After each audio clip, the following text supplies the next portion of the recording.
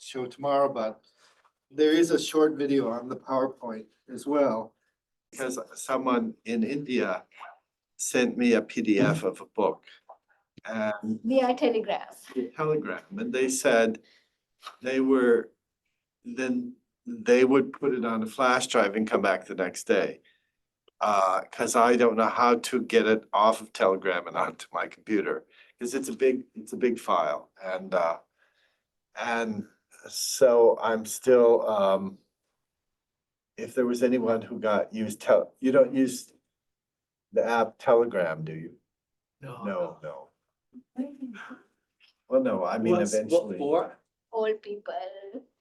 Because I have, someone sent me, in India, someone sent me a PDF of a book, but they said they're using Telegram. Now, I don't know. Well, It's tragic. well, no, I mean, it might be I could just download it onto my phone. I don't remember how big the file is, but it's a big file. Can you do it in the computer? Can you do it Well, the like, thing is, I don't know how to get it from Telegram to my computer. sometimes these apps work on your computer also. Sometimes. Yeah, but and like in my case, with the case of WhatsApp and Telegram, I can only seem to be able to use them on my phone and not on my computer. Maybe there's a way of doing that. Yeah, that's I don't know. It's not easy getting illegal PDFs of books. So Lipton. they make it harder and harder. Yes, and that's why I'm not keeping the 5 precepts because I'm dealing with Well, intellectual isn't property, it- and now this is being broadcast. It's Isn't probably it- Are you, videotaped, yeah. Oh, and there's like. Angela Telegram. is making note of this, and she's going to. Really not, just laughing at it. Yeah, there's a Well, there's been telegram. an argument about that. So you're actually not stealing. What? So The actual. sharing PDFs isn't stealing? I don't know, I don't know why I can't download the PDF file of the book on No. LinkedIn here. Really? It's so hard to do. Yeah, I It's don't- so I hard to I do do. it all the time. Maybe I can do it in my home, but I can't do it in like. They've just changed it, so it's harder to do. Are you doing it as logged in as a student? So you might have to So go. that's Akbadin then. Yeah. Okay, I think, yeah, that's a young pitch, Probably 10 years ago. yeah. Don't be cruel. They, Before they don't change the Otago for the setup. will be the first year of monkhood. Well, Is it time? it's after 2, it's a little bit after 2, so we. Oh, good. Please, it's here too. Okay, so I'll let you go. Well, last time I just introduced myself, and Yes, I please. think everyone who's participating has participated previously, and so so you all know me, that I'm John Marston. I'm visiting Dunedin from El Colegio de Mexico in Mexico City. And I've been giving talks based on my research, which my research is focused heavily on Buddhism in Cambodia. But some of these topics also relate to the ways that Cambodia connects to other Buddhist countries and Buddhist traditions. So my talk today is a little bit different in that it's an older research that I did. And I see now that Savannah Lote is joining us, which is also very nice. And so this is older research. And actually, when I was invited to give this series of talks, I was told it should be recent research. But this publication, which my talk is based on, is an older publication.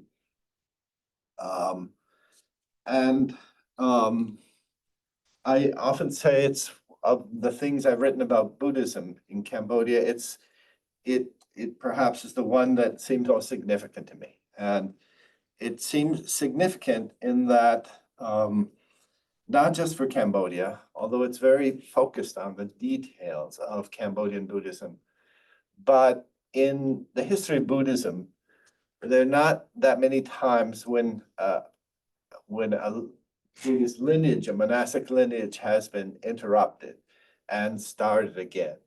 And so I felt this is a significant moment. The fact that during the Pol Pot period, then Cambodian Buddhism was ended with a very few exceptions.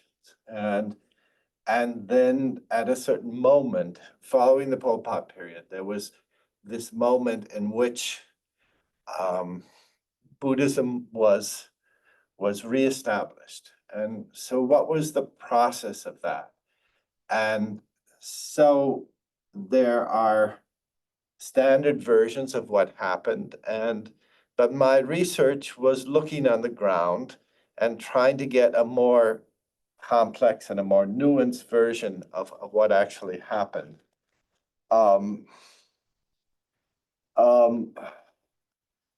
So in the past, I've been talking about my research as a whole, and the first day, I talked about my interest in peripheral Buddhism. That is to say, I talked about how the standard way of looking at history of Buddhism would be to look at the Buddhism of the capital, the Buddhism of the dominant population. But I, at one point, began looking at people who were crossing borders, monks who were crossing border, and the way that Buddhism can exist, not just at the center, but at the peripheries. And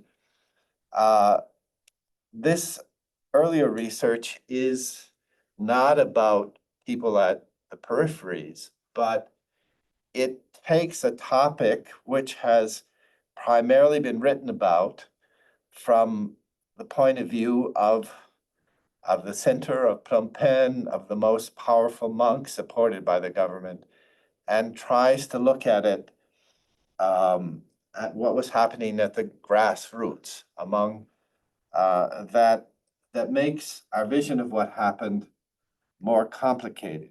When I was a doctoral student, I was interested in the work of Pierre Bourdieu, and Pierre Bourdieu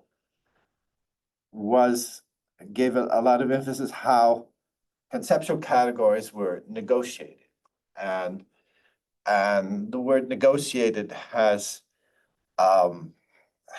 been significant for me in my own research. And so the vision I have here is not that something was right or that was wrong, but that different people at a moment of change were negotiating their situation. The word negotiate can mean two people discussing, trying to come to agreement, but we also use the word negotiating, like if we were traveling by boat on a very rough river, we might say we negotiated the river.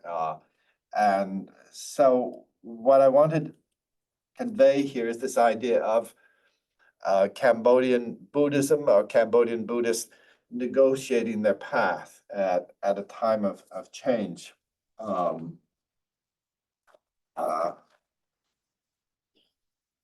So this research is based heavily on interviews.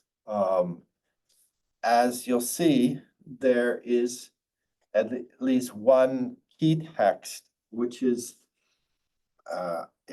again, I'm talking about what happened in 1979 after the overthrow of Pol Pot, when Buddhism was established. And there may be other texts which I have not had access to, Cambodian texts, but when I began looking at this topic, a friend of mine who is a scholar of Vietnam put an announcement on the Vietnamese studies group of whether there were any Vietnamese texts on this topic. And I found a Vietnamese text which described the September 1979 ordination. And I've relied heavily on this. At the same time, I was interviewing people on the ground wherever I could to find out their version of what was happening in the months leading up to the September 1979 ordination. So my talk today, I'm a little bit worried about because I have fewer slides. And as I have been in the past lectures, I've been relying heavily on my published works or written versions of the things. And I was wondering how to make this more interesting. And I do think, as I said, that this is from the perspective of Cambodia or the perspective of Buddhist history more generally. I do think this is a significant topic, although it also relies heavily on attention to small details about what was happening in Cambodia, which may be hard to follow. Elizabeth said, maybe a good way to talk about this would be to talk about my fieldwork experience in this. And so before I start with the paper proper, let's talk about how I did the research for this, which might be relevant to your own experience of doing research. So here is a slide of me, and some of you who know me will notice that I'm quite a bit younger in this. And this perhaps was in 1998. Here I am.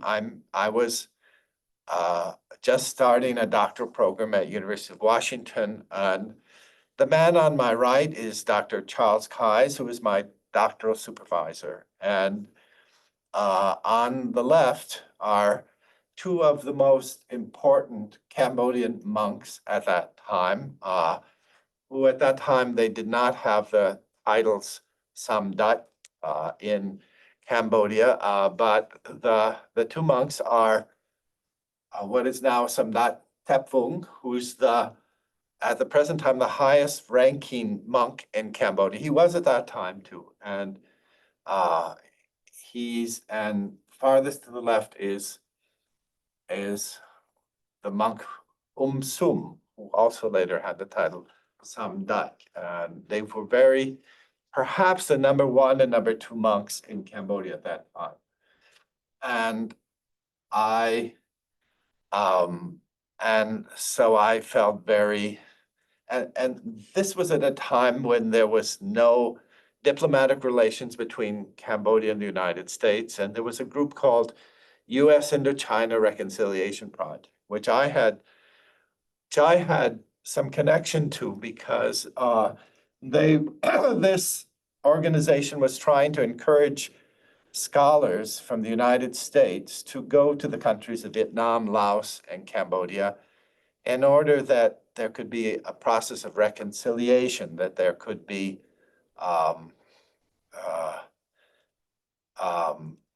and this would not have been 1998. It would have been 1988. And it was before the Paris agreements.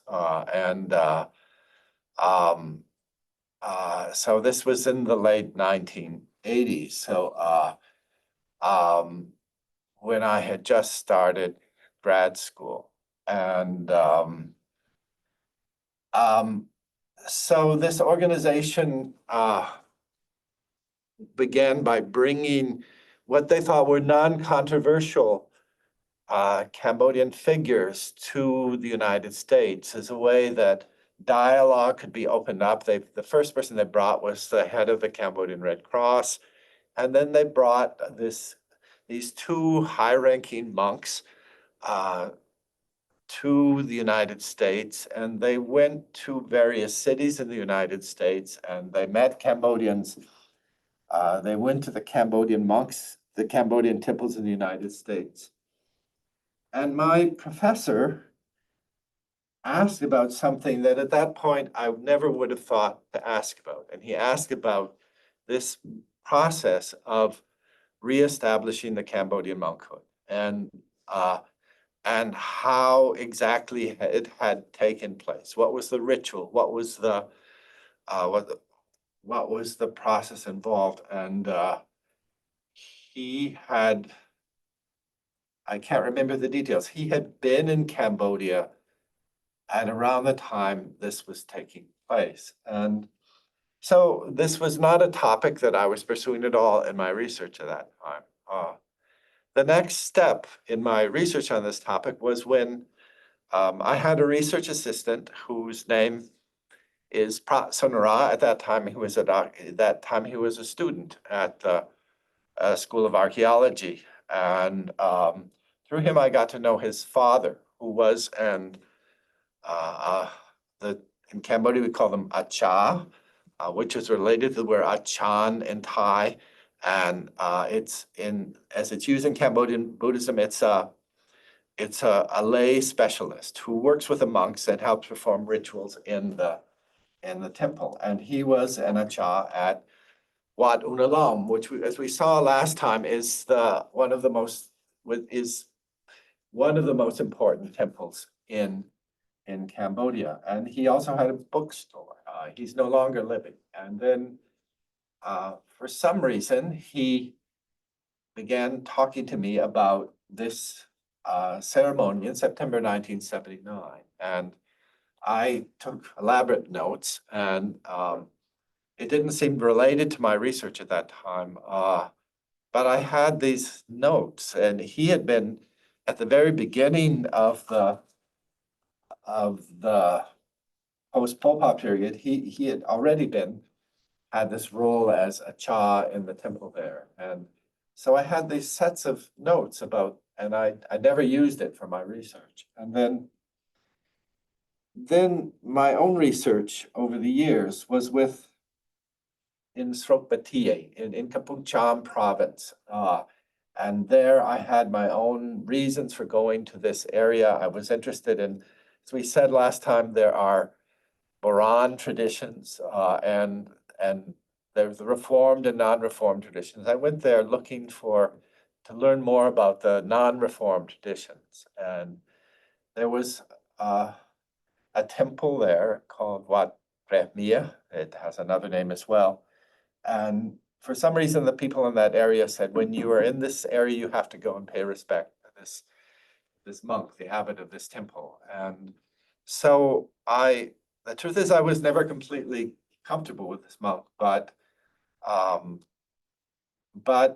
he was obviously revered by the villagers, and he would tell me things which were a bit unusual. And on two occasions, things he talked about then became my research topics. And one of them was, he talked about the early days and how he had originally ordained, and the whole complex process whereby ordination began to take place in Cambodia following the fall of the Pol Pot period.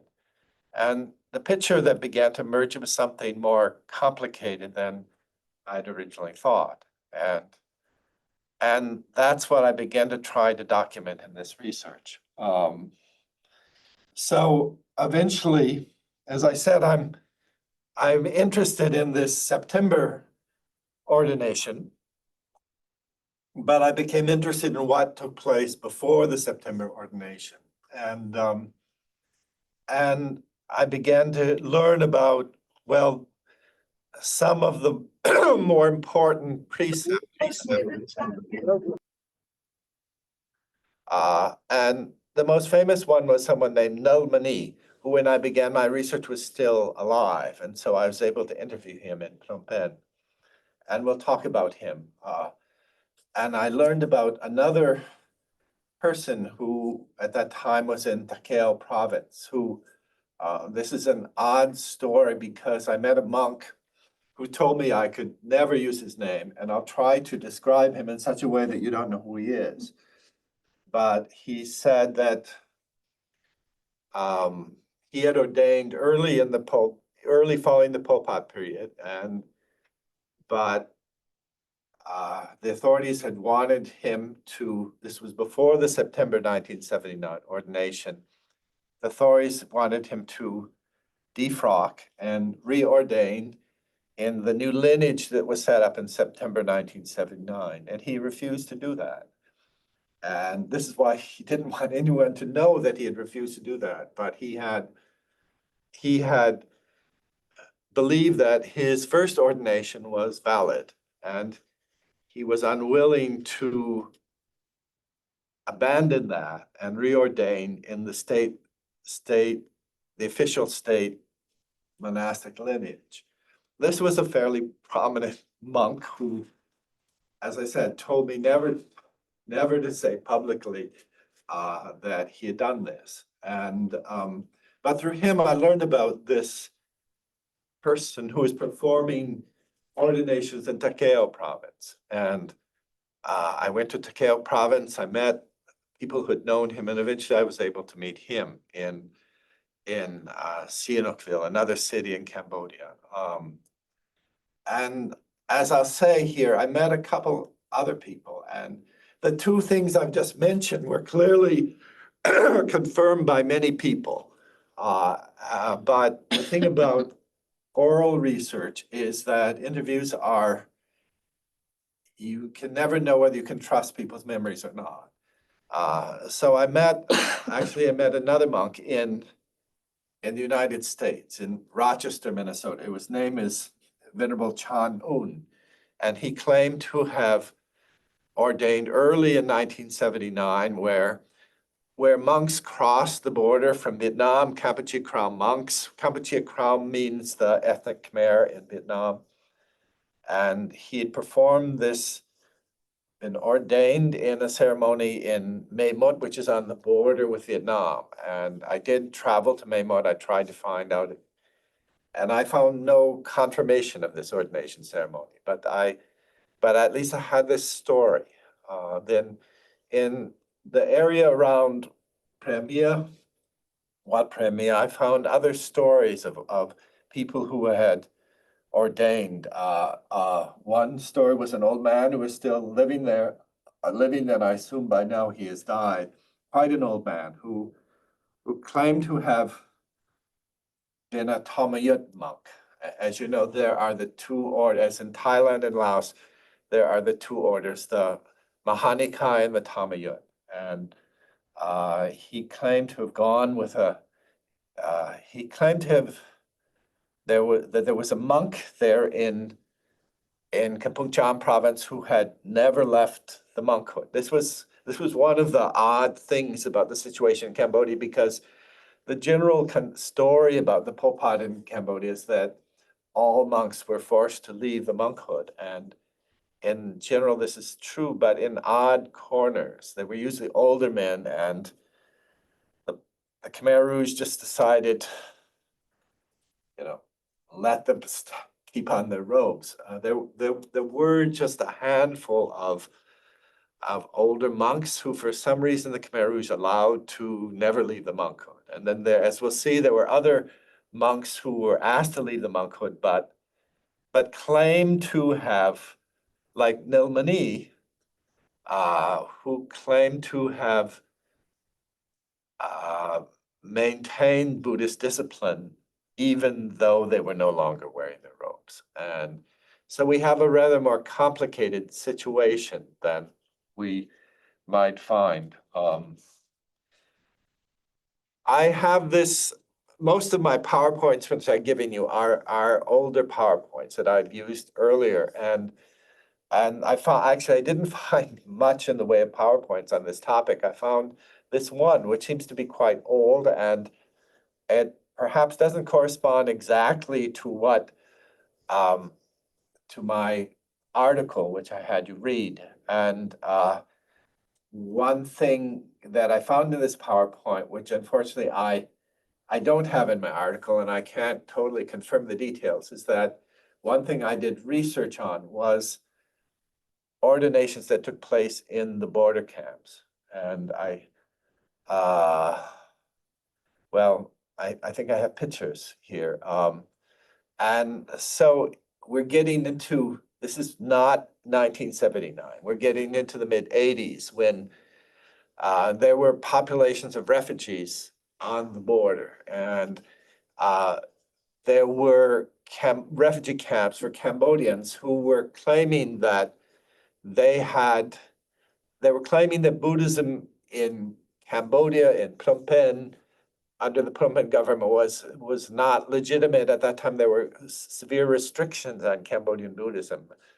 And they claimed to be a more legitimate type of Buddhism there in the refugee camps. And they also, this was much later in the mid-80s, then they would perform their own ordination using Thai monks or using Cambodian monks who had fled to Thailand before, who had been in Thailand before the Pol Pot period or fled as refugees and were still living in Thailand and could perform these ordinations. So this is a more minor, actually, the reason this is not in the published article in English that you have is because when I wanted to publish the article, they had a very strict word length, and I had to cut something, and I cut this section. And actually, I have a version of this paper that was published in Spanish, and that has the part about the border issues, but unfortunately, I don't have the information of this. But just to say, this is part of the whole complexity of the situation.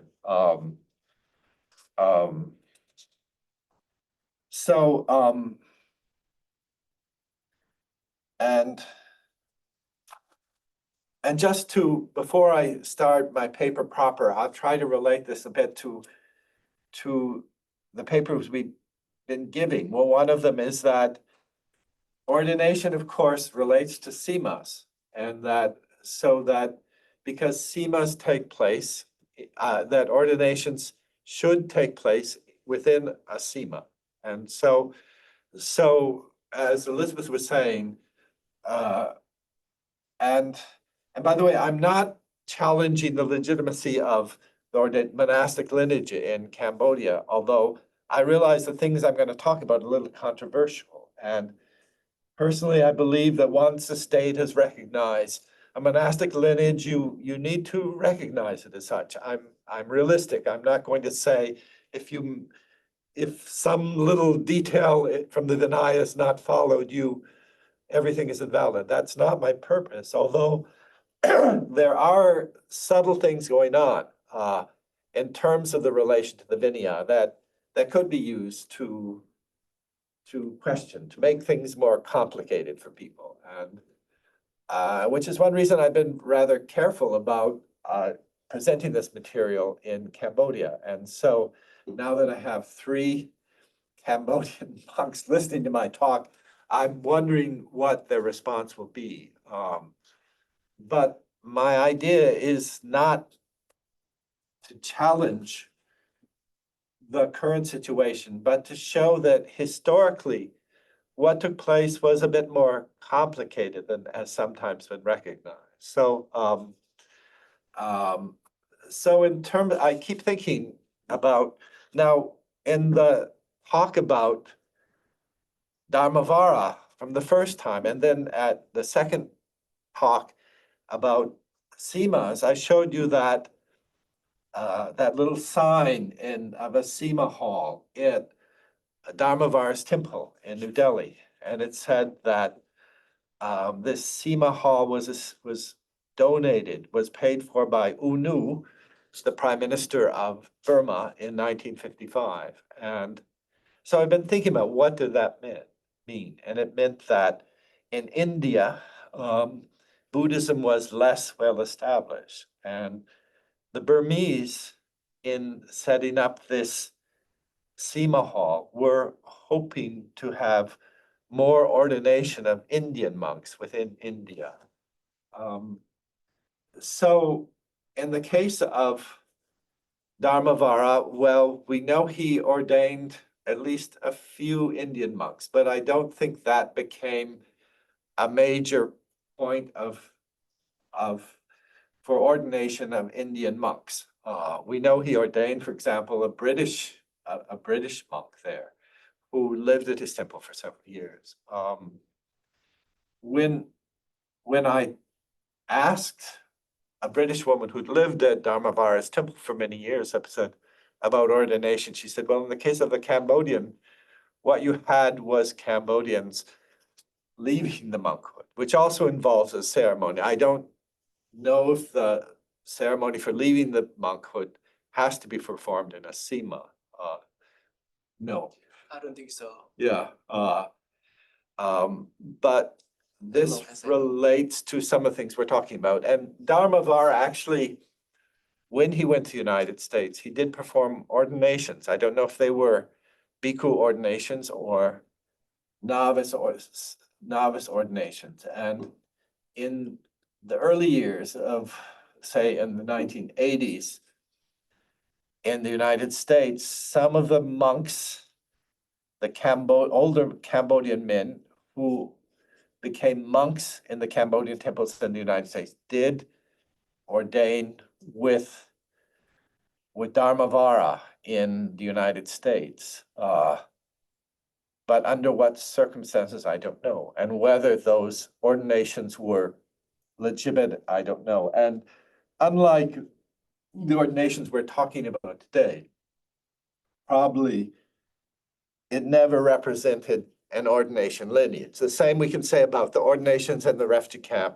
on the Thai border. I don't, and someone might correct me, I don't believe these monks went on to ordain other monks, that it was something that created a group of monks in the refugee camps, but perhaps did not become a continuing monastic lineage in the same way that the September 1979 ordination became.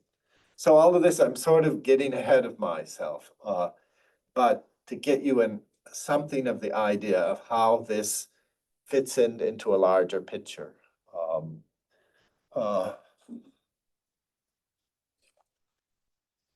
So Yeah, I just looked up disrobing and you're correct. it does not have to be. No. You have to say it in front of a witness who's in the right mind. And then you just say, I renounce. Yeah, It's pretty easy Yeah, to disrobe. okay. it's not a big deal.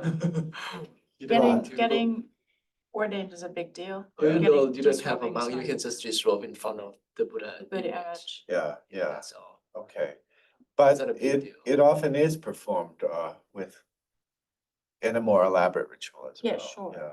But- But you don't have to, and that makes sense. Yeah, And actually, it does say human witness in the Vibhanga. Or the Vibhanga, yeah, okay. Doesn't mean it ever happened. okay. Well, I'm gonna present my paper now, and this I'm drawing again, as I have been on the published article. But hopefully we can depart sometimes with the published article and open it up to discussion in certain ways. And I begin this article with this quotation by Michael Vickery. Michael Vickery may not be, was an important scholar of Cambodia,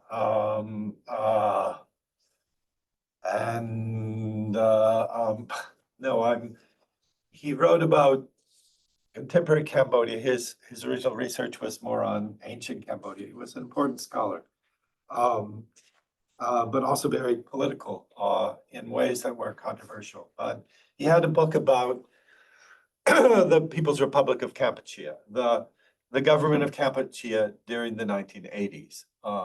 And in this, he makes this statement, which I present this is sort of what the term I want to do is standard total view. And Michael Vickery wrote about the Pol Pot period, and he criticized what he called the standard total view, which is what the narrative that everyone says. And in this case, what Michael Vickery writes here is sort of the standard total view of the ordination. And this is what I'm challenging. This is what I'm saying needs to be complicated. But let's just read it. Since all monks had been defrocked under DK, that is the Khmer Rouge period, the first step in reviving Buddhism was through new ordination procedures, for which specific ceremonies are conducted by a traditionally defined group of monks are required. No one, even if previously a monk, may simply put on robes and declare himself ordained. And this is a universally recognized requirement of traditional Buddhism, unrelated to the politics of any state. Apparently in 1979, there were a number of such private resumptions of monk status, but their continued toleration would not only have undermined the policy of having religion serve national interests, but would also have discredited Cambodian Buddhism among the Buddhists of other Asian countries. Thus, an initial proper ordination was organized by the Front and the KPRC, Khmer Peoples, I guess I don't remember what that means, on 19th of September 1979, with a delegation sent from the Buddhist community of Vietnam, possibly from the Cambodian community in Vietnam, whose temples had not been closed by the Vietnamese authorities after 1975. 7 Cambodians, all former monks, 20 to 60 years of service, were reordained. And so my main purpose is to show that these early ordinations were actually were varied quite a bit from place to place, and what they represented, the strategies they had, but they actually did attempt to meet the requirements of a legitimate ordination, and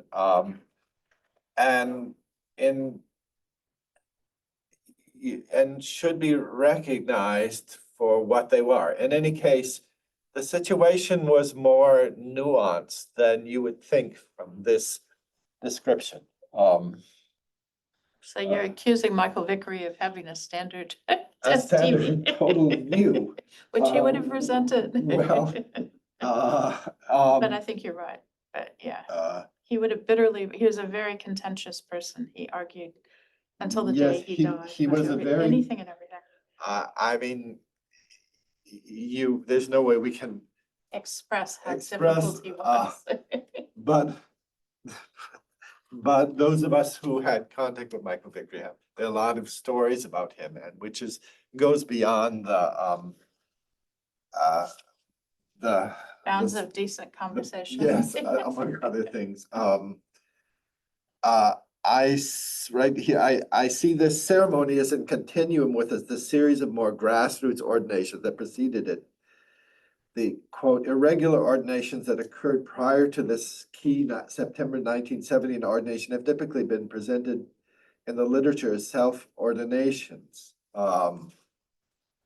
In fact, however, many ordinations prior to September 1979 were far from being simply self-ordinations, representing the groundswell of interest in the reestablishment of the monkhood and frequent with the support of local authorities. They were often serious attempts to reproduce traditional requirements. They represent the creative spirit of that time, the widespread determination to make things work after years of chaos. They show more than standard historical accounts of the September ceremony assume that the process was not simply imposed from above. I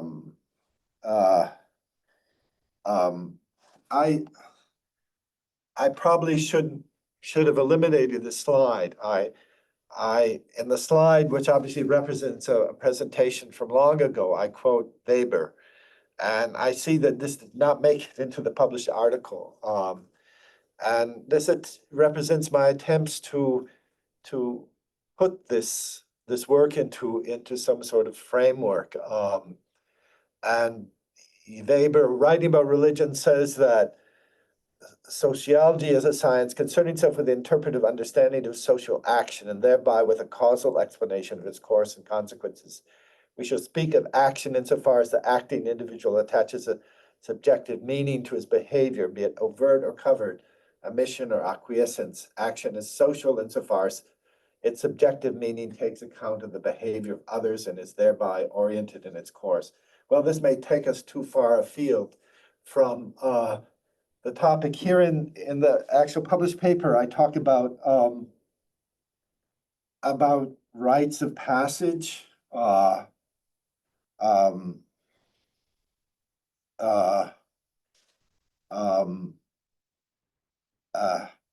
and Charles Keyes, who's my advisor's 1986 article, ambiguous gender male initiation in Buddhist society, is a key work in talking about ordination as a rite of process. Francois Bizot also wrote about the ritual aspects of Cambodian ordination. here I'm more interested in looking at ordination as a means for the social legitimization of the monkhood and the monkhood's legitimization of social institutions and beliefs at points of historical change. We should keep in mind as well that ordination lineage represents in important ways a mechanism of the Sangha's memory, the mapping of a relation to the past, even when it is in fact mythic, that ability to define proper lineage as a means of shaping that memory as well as projecting its future continuity. There are cases of Theravada lineages that ended and were restarted, often in the context of war or political upheaval. Narapati Situ, the last important king of Pagan in Burma, accusing the Sangha of corruption, declared invalid the existing ordination lineage and sent monks to Sri Lanka to establish a new pure lineage. This was in quite ancient times. The most extensively documented case is the dying out of the higher lineage in Sri Lanka, which after some time was restored by Siamese monks in the 18th century. I'm sure Anushka could tell us more about that. Looking at the ins and outs of the 1979 events may even shed light on these historical events. Their basic interest lies, first of all, in the fact that from a Buddhist perspective, a break in monastic lineage is a major catastrophe. And the reestablishment of lineage becomes similarly an event of great historical weight. I'm interested in the tensions generated perhaps inevitably by this process as this process works itself out. I was interested in the anthropologist Roy Rappaport, who is a scholar who has most systematically worked out the ways ritual relates to the performities of speech act theories. And ordinations are eminently performative acts. What I'm concerned with here is a moment of rupture when different performativities, so to speak, compete with each other, and when the state plays a role in legitimating a central performativity over other. This is highfalutin language, but perhaps gives you an idea of how I would conceive these ordinations in theoretical terms. And as I say, my interest is not to take one side or the other, but to show a process whereby different actors are working out their own idea of ordination in a way which is finally resolved by the state insisting on one particular monastic lineage. In the published article, I talk about the literature on what constitutes a proper lineage, and I'm not going to go into that here. Those of you as Buddhologists will be able to access that literature and debate it. And those of you who are monks will know this literature much better than I can ever know it. The need for ordination ceremonies in 1979 stemmed from the fact that the practice of Buddhism was prohibited in democratic Kampuchea, and monks were disrobed on a mass scale. Common knowledge in Cambodia holds that during this period, Buddhist institutions were dissolved and all monks were forced to disrobe, and this is largely true. As we shall see, one issue is the degree to which there can be said to have been some monks who lived through the Khmer Rouge period without abandoning their vows. This is not easy to judge.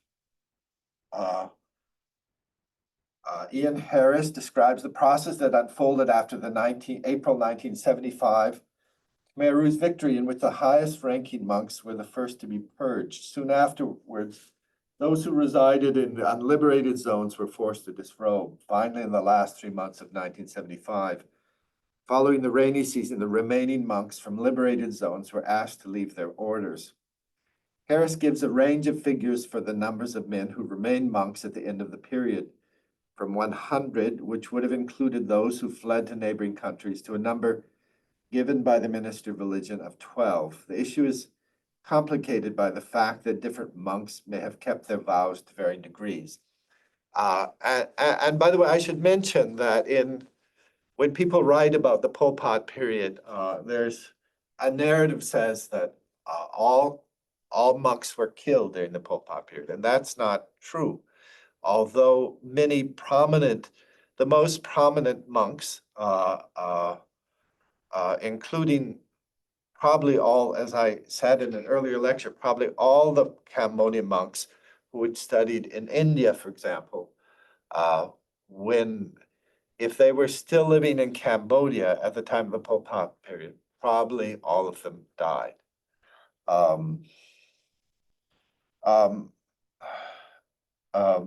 And yet the majority of monks, the everyday monks, had to leave the monkhood and enter lay life, work as farmers, work in the new socialist cooperatives that existed at that time.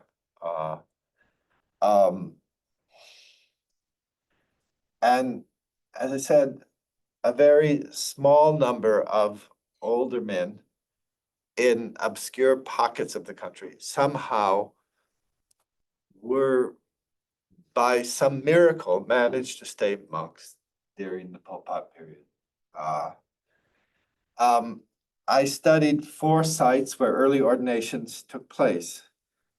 2 of these are of special importance because they involve the monks Nelmoni and Chan Sang, who performed hundreds of ordinations.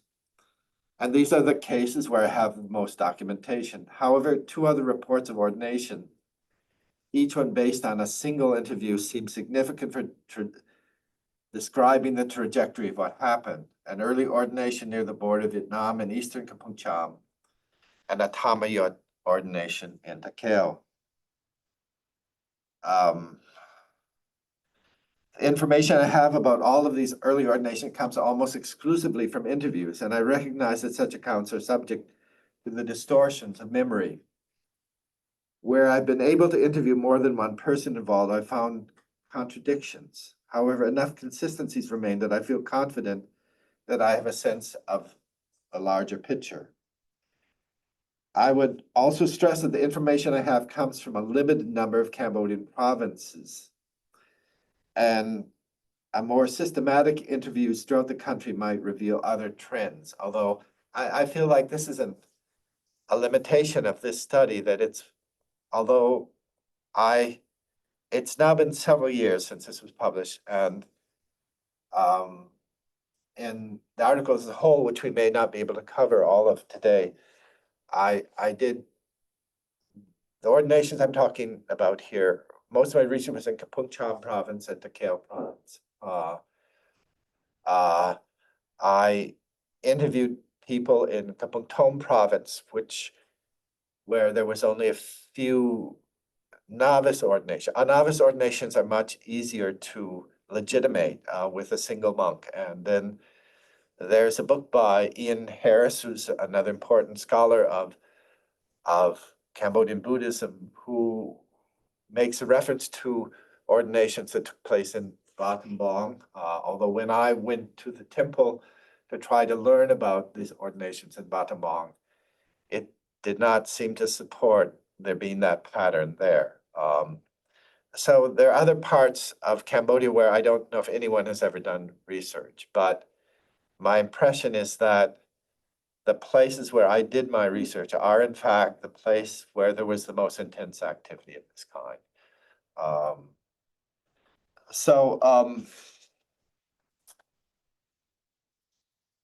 Okay, so we'll go through these one by one.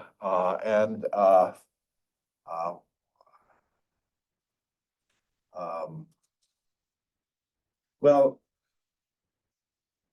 I have this map just to show you. I mean, this is, those of you who know Elizabeth and her research know the term Kampuchea Crown. And Kampuchea Crown refers to the fact that, or Khmer Crown refers to an ethnic Khmer population in southern Vietnam. And there are historical reasons for this, that the Khmer were there before the migration of the Vietnamese from the north.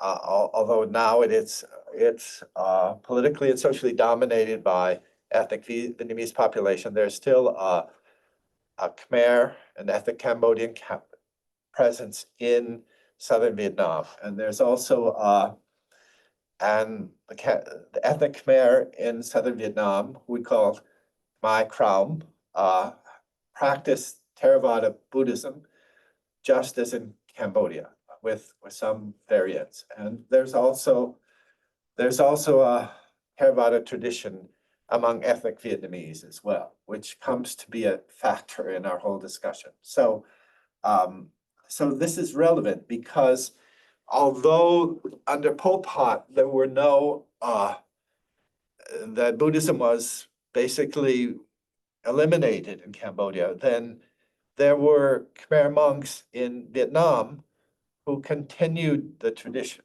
And this is actually quite significant for the history of Buddhism, of Cambodian Buddhism, especially when you look at Cambodian Buddhism, for example, in the United States, among the Cambodian communities of the United States. And when Cambodian communities began to establish Cambodian temples in the United States, many times they drew on Khmer Krom monks because so many Cambodian monks had been forced to leave the monkhood during the Pol Pot period. They also drew on Cambodian monks who'd gone to Thailand. And this is all part of our narrative. So the first case, as I said, was, and this is one of the ones that it's based on a single interview. And as far as I know, no one has ever written about this. I've never been able to find any further documentation about it. But I repeat this story as part of the range of possibilities. And by the way, just jump forward. This is a slide about the types of ordination, assumption of robes. There were, these are the different possibilities. Those who simply put on robes without any attempt at ceremony. And the interesting thing is there are very few cases of this. This is what Michael Vickery was saying happened, and actually seemed to have been very rarely happened, perhaps with one exception of one prominent monk. Number two is those who assume the monkhood in a ceremony in front of a Buddha image, with or without the sanction of local authorities. Again, this has very little support in the Vinaya, although many Cambodians seem to think this was also a legitimate way of assuming the robes. And three, those who are ordained by men who claim to have never left the monkhood during the Pol Pot period. And these become more interesting cases. And then for those who are ordained by monks who spent the Pol Pot period outside of Cambodia, whether Cambodians or non-Cambodians. And by non-Cambodians, I may mean ethnic Thai, I may mean Thais or Vietnamese, or it might be ethnic Khmer from Cambodian Crown, for example. And find those who cross national borders to be ordained at Wats in neighboring countries. So this first case, when I wrote this monk, Venerable Chan Un, was a monk resident at a Cambodian temple in Rochester, Minnesota, who was a young monk prior to the Pol Pot period. I believe he was quite old when I interviewed him, and I believe someone told me he has by now passed on. And many of the older monks I've done and interviewed in my research are no longer living. The story he told me must have been one of the earlier ordination ceremonies. He said it took place in February 1979 in Mae Mot, a district in eastern Kampong Cham near the Vietnamese border.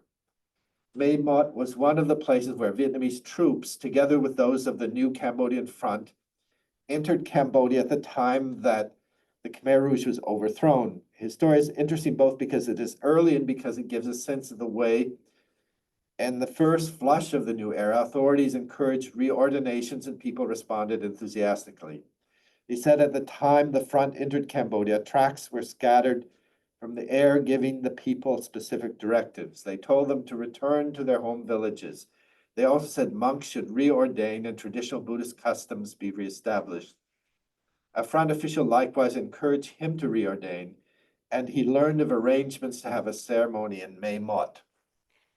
As Venerable Chan Un recounted this story, the first obstacle he obtained was obtaining cloth for monastic robes. This was a time of the Pol Pot period, as you may know, was a time of great austerity, of great suffering. There was not food, there was not clothing, there was not anything.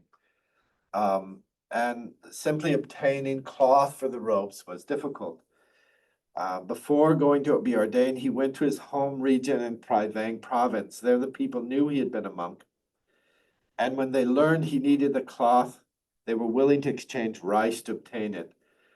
White cloth was available, but they had to buy saffron dye on the black market.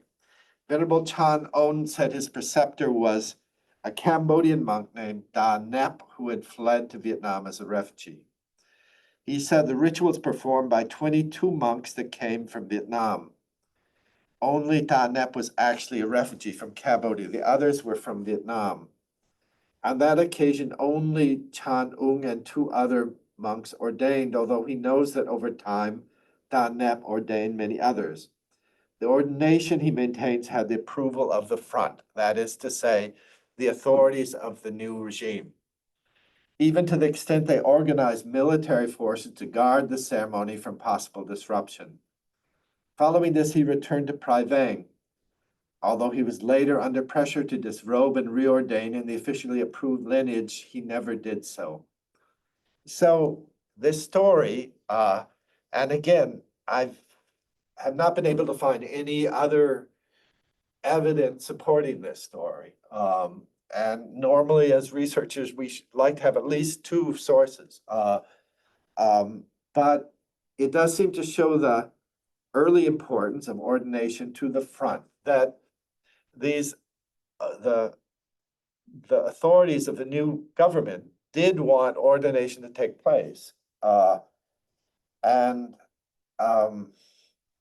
it shows that these ordinations were not simply self-ordinations. It shows that local community was coming together to support the project.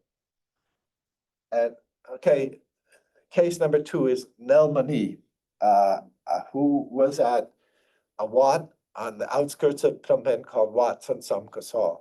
And this is the most famous, and perhaps the most important case of a preceptor during this period.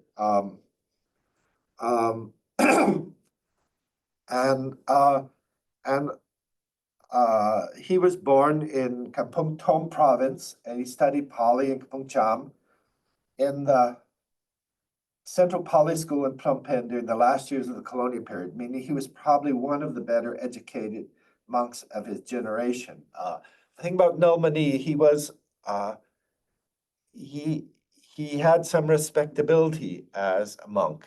He had some claim to being a legitimate preceptor, quite apart from the fact that he decided to do it. He was appointed to be an abbot and monastic district chief in Tabong Kamung, Kampong Cham, and was well established there by the time the war broke out. He was held captive guerrillas briefly in the early 1970s, eventually fled to Phnom Penh to escape the war. He resided at Wat Unalam when the city fell, and upon evacuation went to rural Wat in Kampong Spul, where he had friends. One after another, the other monks and residents left the order. In 1976, as he tells the story, the Khmer Rouge authorities asked him to disrobe, but he protested that he could not.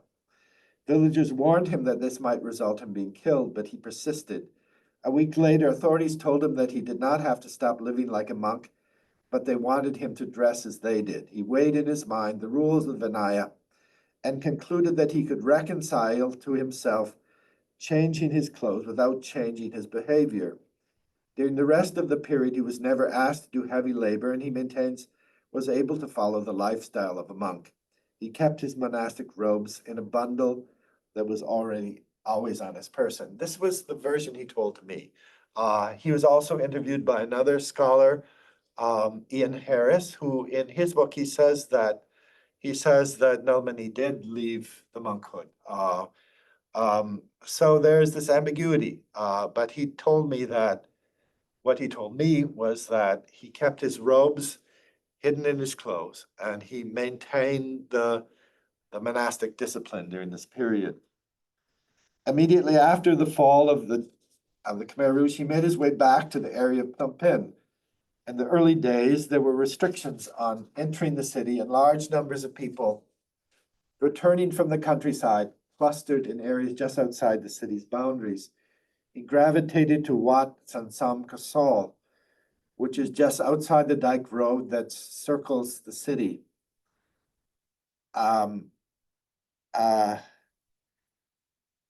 His story makes it clear that authorities wanted at least the symbolic reestablishment of Buddhism in the country. He said Phnom Penh authorities actively sought out former monks for this purpose. Thus, he and 4 others ordained with the support of local authorities on April 7th. And of course, he's claiming in some sense that he never left the monkhood, but he ordained. Thousands of people were present as the 5 men ceremonially circled the vihara on horseback in traditional fashion and then entered it for an ordination ritual. There was no preceptor. The ceremony was justified on the basis that it took place in front of an image of the Buddha. There was also a copy of the Tripitaka. Nelmani, in any case, regarded himself as never having left the monkhood.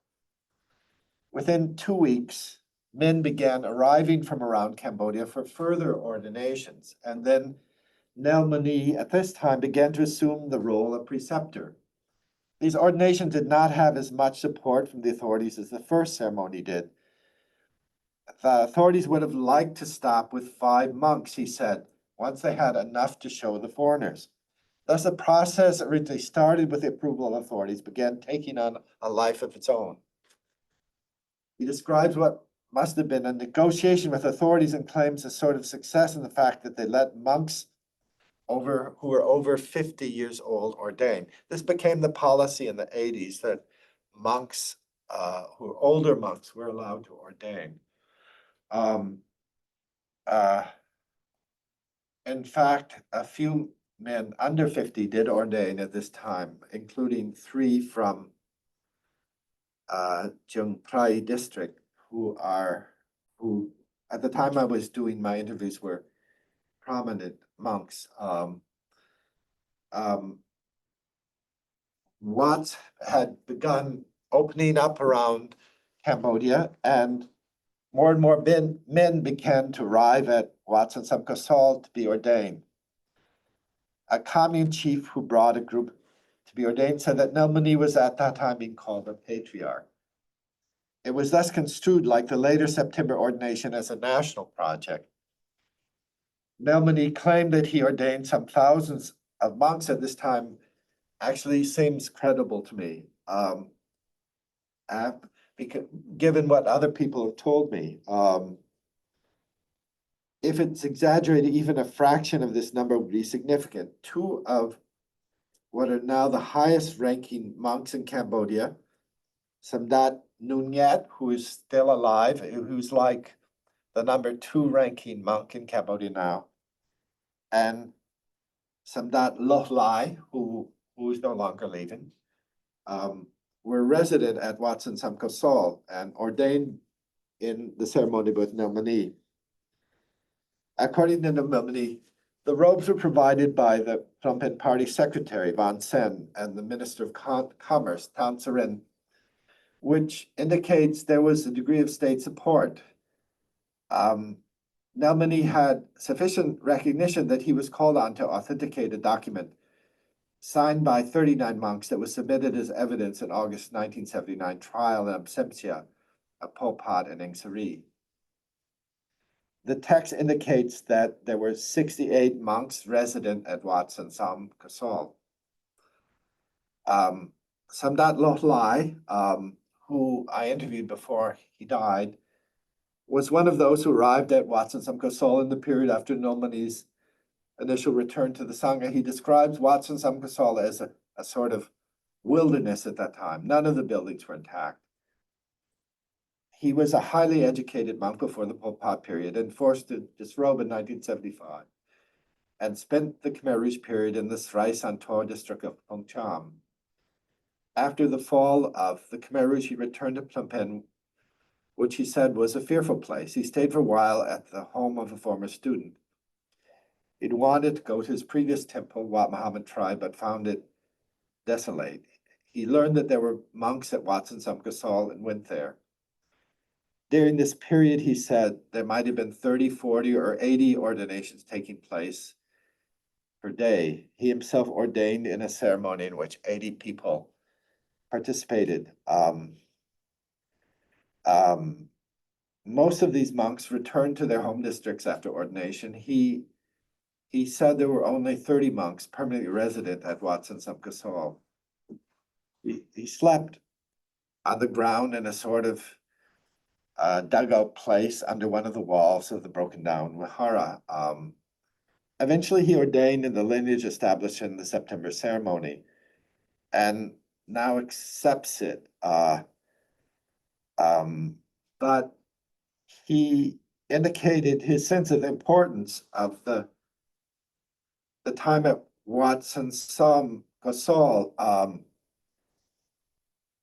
And I think this indicated by the fact that he continued, Lotlai continued to live at Wat Sampkasol. He came to consider that his home for the rest of his life. According to Ngunget, 4 of the 7 monks who would ordain in the September ordination, all of them except for Depvung and Gatvai had been previously ordained by Nel Moni. Okay, this is, I think this is the time to take a break now. So let's say 5 minutes. Or well, at this point, we often open it up for a little bit of discussion. Would anyone like to comment right away? Yeah, I just wondering, what do you mean by reordination? What do you mean? So that means for a person, I mean, for a person who's been ordained for a while, and then what is mean by reordination? That means they need to count like from the starting point, first year of the monastic life, that they need to give up what they has been doing for their whole life, and then start the new point. Is that what you mean by reordination? Well, I think that the feeling is that monks who had been forced to disrobe in the Pol Pot period were no longer monks. And so they were becoming monks again. And so they were starting as monks again. But they'd been monks But they'd been before, monks previously. so they So they didn't, count. I mean, well, like, they didn't count the previous ordination years. They lost those when they were disrobed. Yeah. That's my understanding. I mean, it's complicated by the fact that like someone like Nelmani, and I talked to, now, some of you may know better than I do. I talked to quite a distinguished scholar of Buddhism, Luis Gomez, and I said, well, if someone has to stop wearing the robes but continues to follow the discipline, can they claim to still be a monk? And he said, yes. And so the question is, if someone continues in their mind to still be a monk, are they still a monk? But the assumption is that all these people, once they gave up their robes, were no longer monks during the Pol Pot period. And so these were monks who had been monks before 1975. And then after 1979, they wanted to become monks again. And so they reordained. They performed some sort of ceremony that made them monks again. Is that? So they weren't young men who wanted to become monks. They were like old men who wanted to, who never okay. wanted to defrock. I see what you mean. So you mean during that period, Cambodia, like the monks in Cambodia, were this rule. Right. Almost all. There's just With a a very, few. very few I mean, exceptions. like for, taking the orange robe off, Right, right. even though they did not like, There was no formal ceremony, but yeah, even though they did not, I mean, like, they were they did forced. not recite, or they did not recite Maybe some did, this robe maybe some did, words. maybe Like, some. there is a case in Thai, Yes, in Thai, a monk yes, who was imprisonment. yes.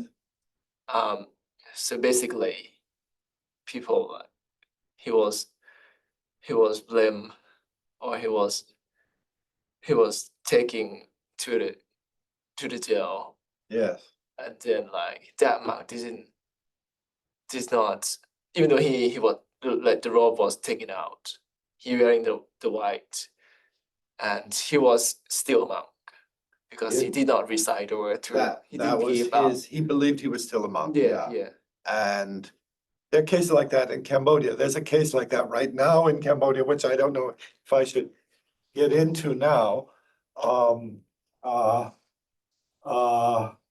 And this is a monk who created a number of temples in India.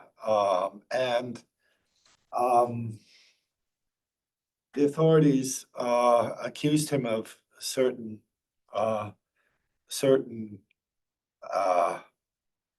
crimes, let's say. So and he was forced to remove his robes and was in jail for a while. And he claims this was totally unfair. And now he has, I think he's returned to wearing robes again, I believe. And claims that he was never justifiably removed from the monkhood. Okay. And so there are cases like this in Cambodia. And of course, it's a very controversial case. But in the Pol Pot period, basically, almost every monk in Cambodia had to leave the monkhood.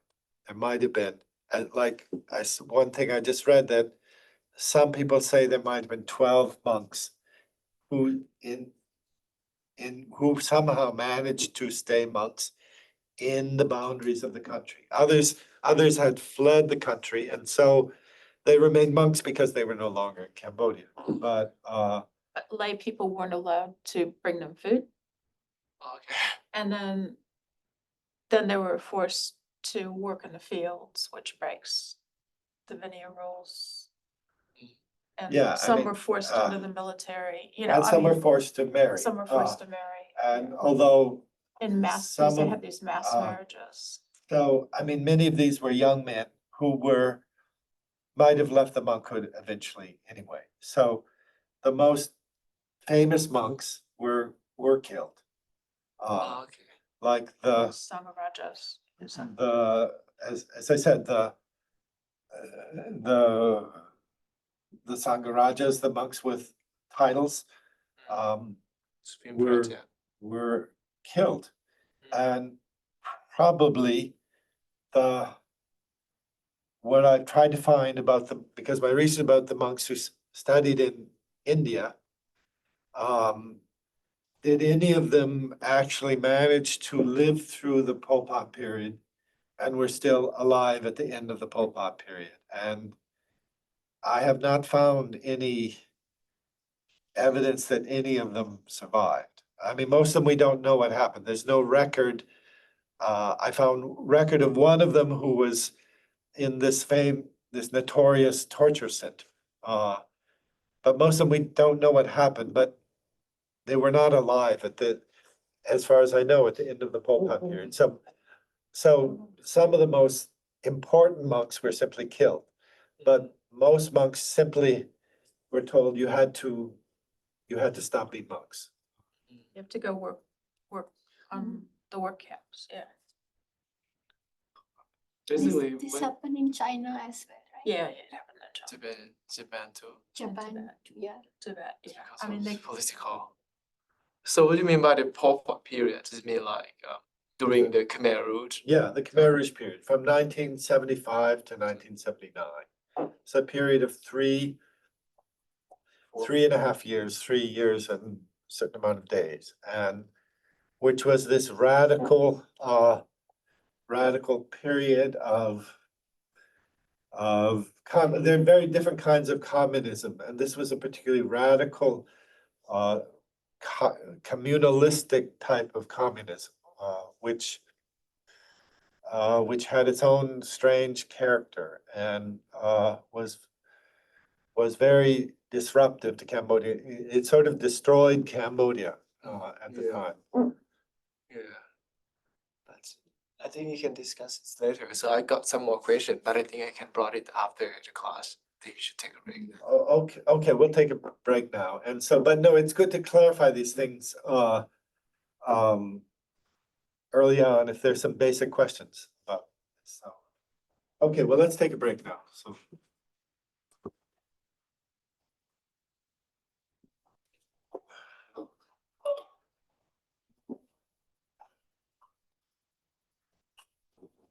I forgot how depressing it was, actually.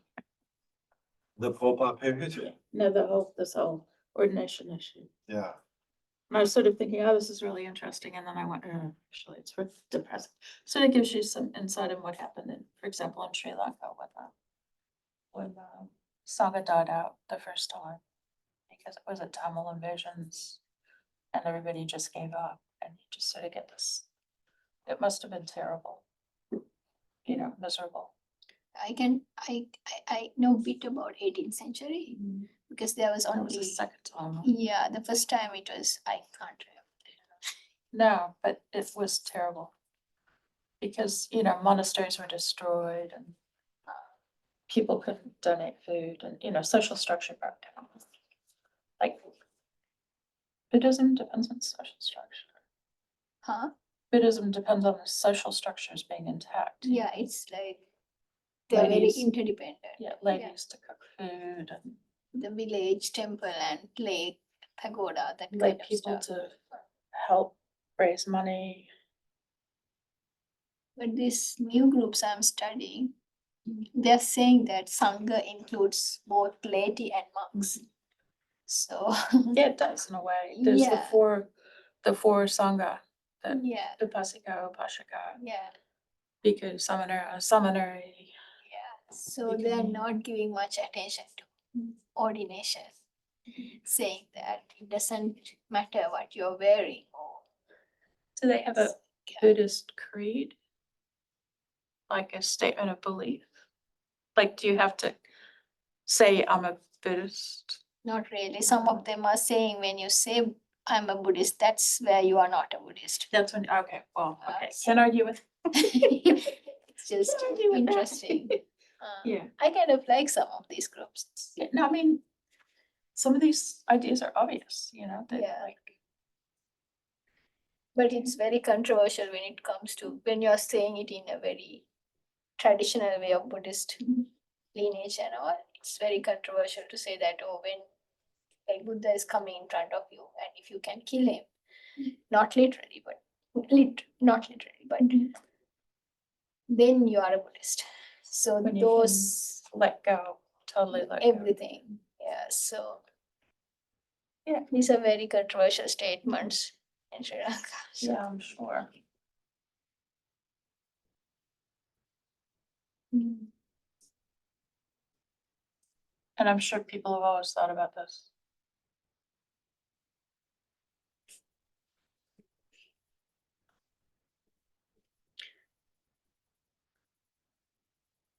Huh?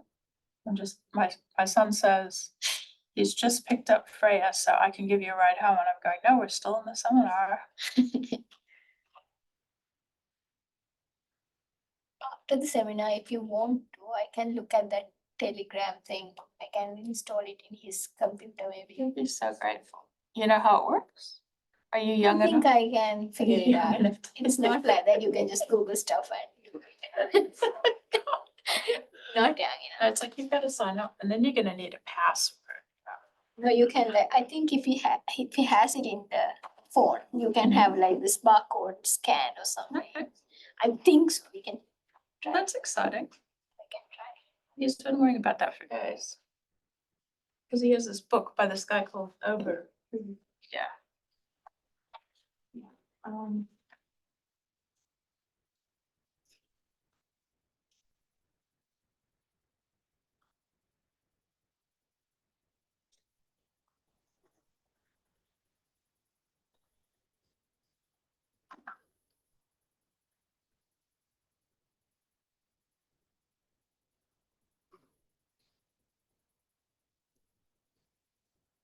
You can mute. My son says, do you wanna go home now? No. I'm not to go. You can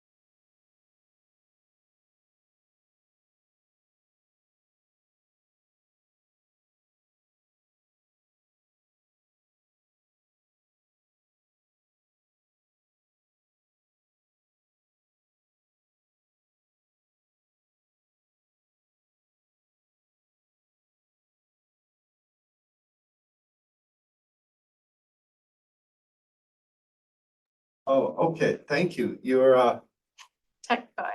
yes, and you know, in America, maybe in English in general, there's this phrase, you're a gentleman, a scholar, which is very true in literally and figuratively. And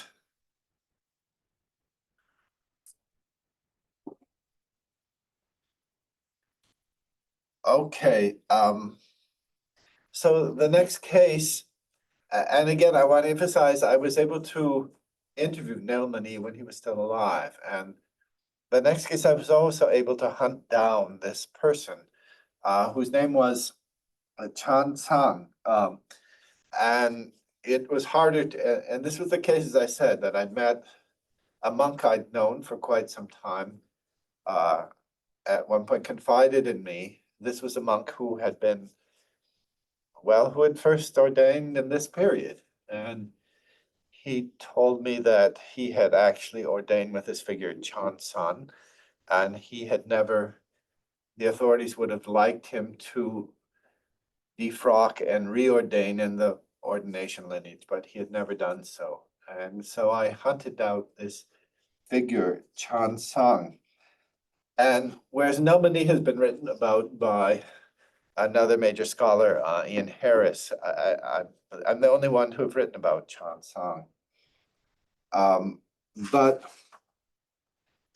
in terms of the numbers of ordination that he performed, maybe just as important as the ordinations conducted by Nelmani. Chan Sang was born in 1940 and ordained in 1964 at Wat Chu in Trang district. So he was significantly younger than Nelmani.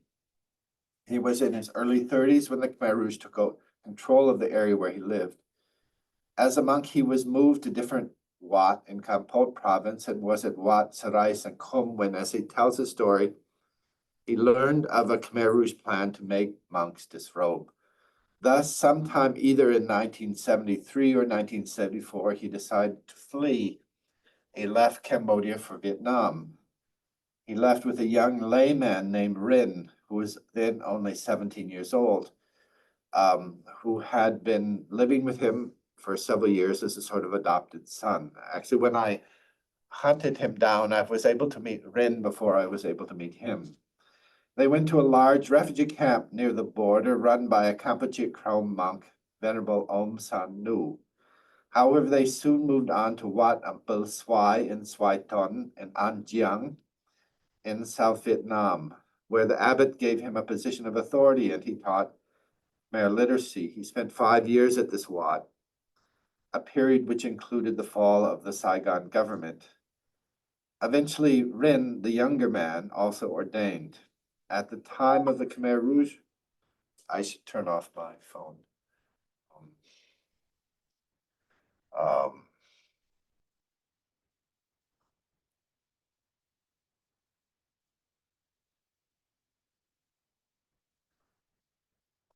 At the time of the Khmer Rouge incursion in South Vietnam, the pair fled further from the border and stayed at several other Wat.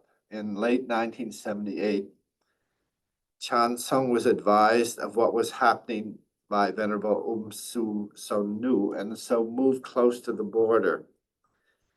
He and Rin moved back to Chua soon, that is to say, into Cambodia again, proper itself, soon after the liberation, sometime before the Cambodian New Year holidays.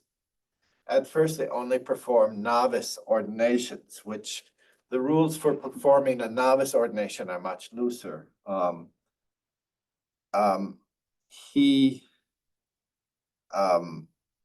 They petitioned Venerable Som Nu for help, and he sent a Khmer Krom monk named Mao U from Wat Tao Biet.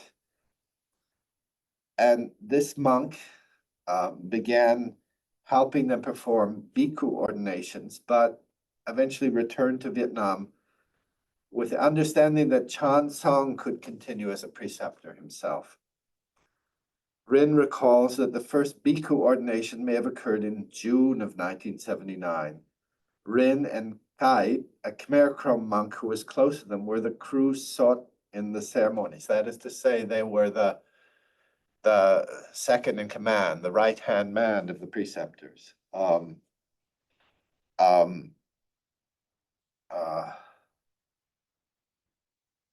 and older monks from the area served as hatabat, that is to say, the other people in the team of preceptors. There were 9 of them in total. The right to perform ordinations was recognized at the provincial level, he claims, although it was not recognized at the national level. Chan Song claims to perform 664 ordinations. In most cases, the men came to him to be ordained, often arriving in ox carts. However, at times he would travel to them, and later he obtained a bicycle for this purposes. The majority of the men he ordained resided in a handful of districts in southern Takeo. Occasionally he traveled considerable distances, including west to Pol Pot province and even once to Srai and Bil Kokpet, Kokong province. This was possible because of a train from Phnom Penh to Khmung Saung passed through the part of Takeo where he was living. He could travel westward on the train and was taken by car from Khmung Saung to Srai and Bil. Yeah, the roads were destroyed during the war, so it was really challenging to get around without a tank. So here's another case in which ordination performed in the first months following liberation. And the 4th case I'm going to talk about is a case of Dhammachai ordination. Again, this is a case where I only have one interview. Well, I think I went to another Dhammachai temple. There are only a few of them in the province, Bati district of Bungcham, where I've done a lot of my research. And they told me about this man who is what is now a neighboring district. Of the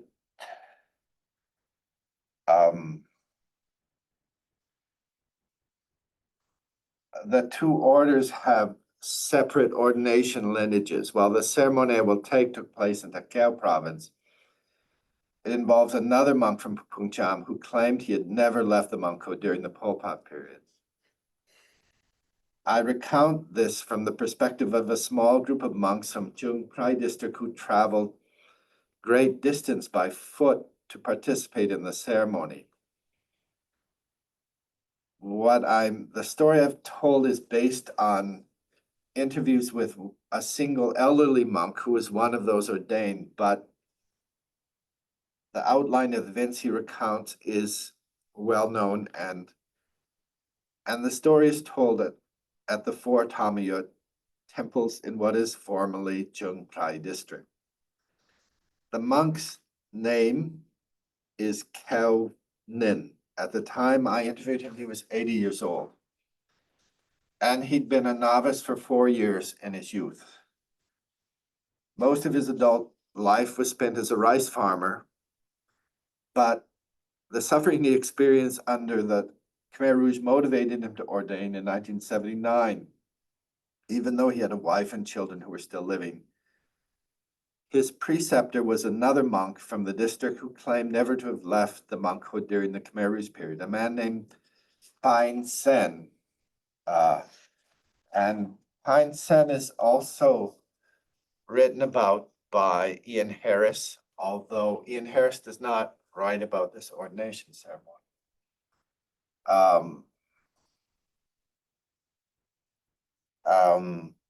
The current abbot of that temple says Pine Sen was such an old man that the Khmer Rouge just did not think making him abandon his robes worth bothering about.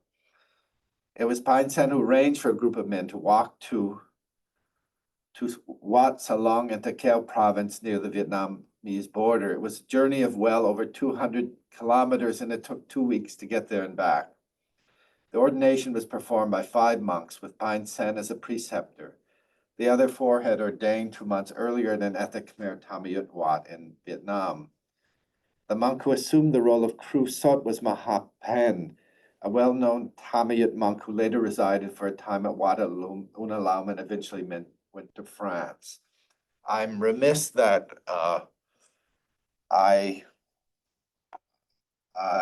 Mahat Pen was alive at the time I was doing my research, and I was never able to interview him in France. 7 monks ordained, 1 a young novice, perhaps in his 20s from Udong, and the rest like Kaunin, older men from Chung Prai district. Upon returning to Chung Prai district, the contingents of monks perform further ordinations. Okay, I'm going to skip over a part of my article, which sort of takes things from a different perspective. And I talked about how my research was focused on a monk at Wat Premia in Bati district, Phung Cham. And